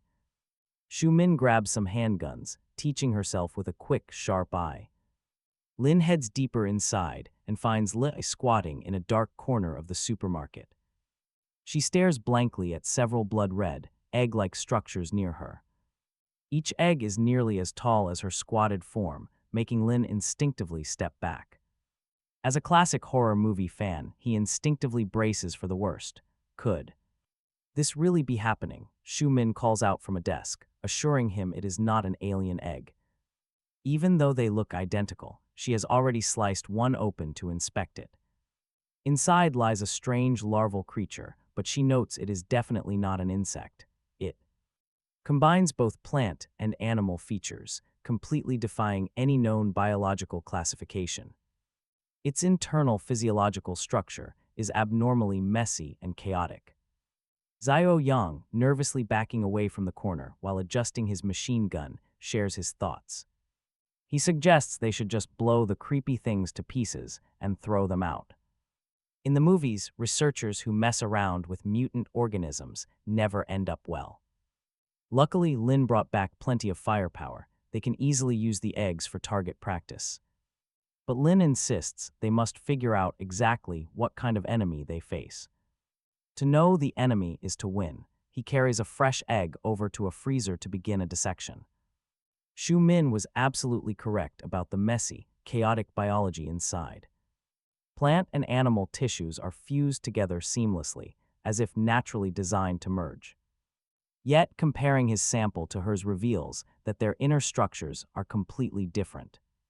They look like completely different creatures. Xiao Yang asks if they are going to wait there until morning, idly holding his weapon as the sky darkens.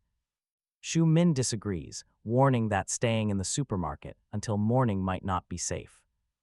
Lin agrees. He points out their squad is exceptionally strong, so they should not be overly worried, since none of their innate abilities are weak.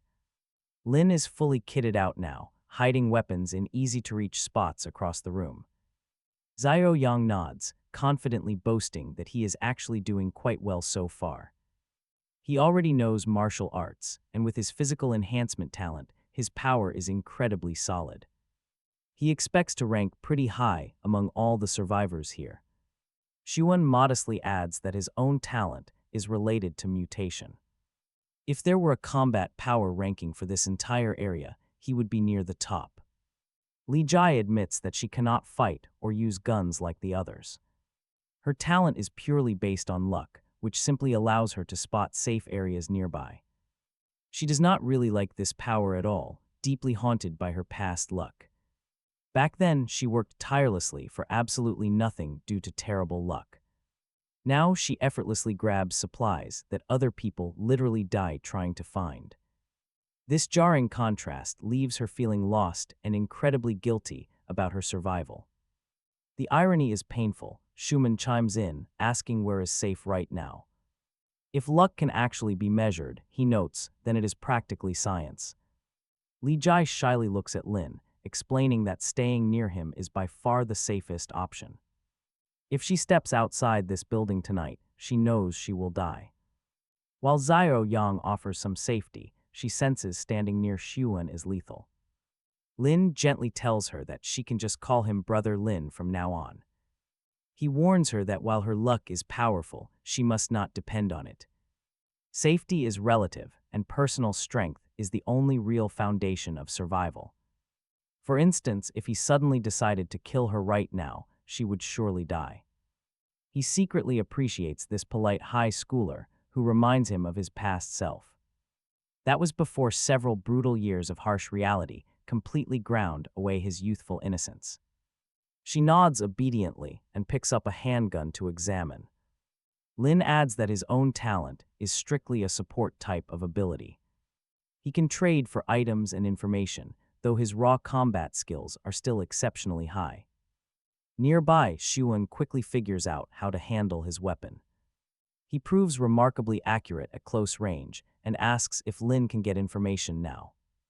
Lin shakes his head, explaining he already used it this morning. It is strictly limited to once a day, and he would never risk using it outside. Xiao Yang eagerly asks if teams are matched based on overall strength. Do the stronger groups get assigned the most brutal tasks? Lin agrees with this theory while patiently helping adjust Li Jai's grip on her weapon. He adds that the harder the task is, the bigger the final reward will be. He is over 90% sure the system operates this way.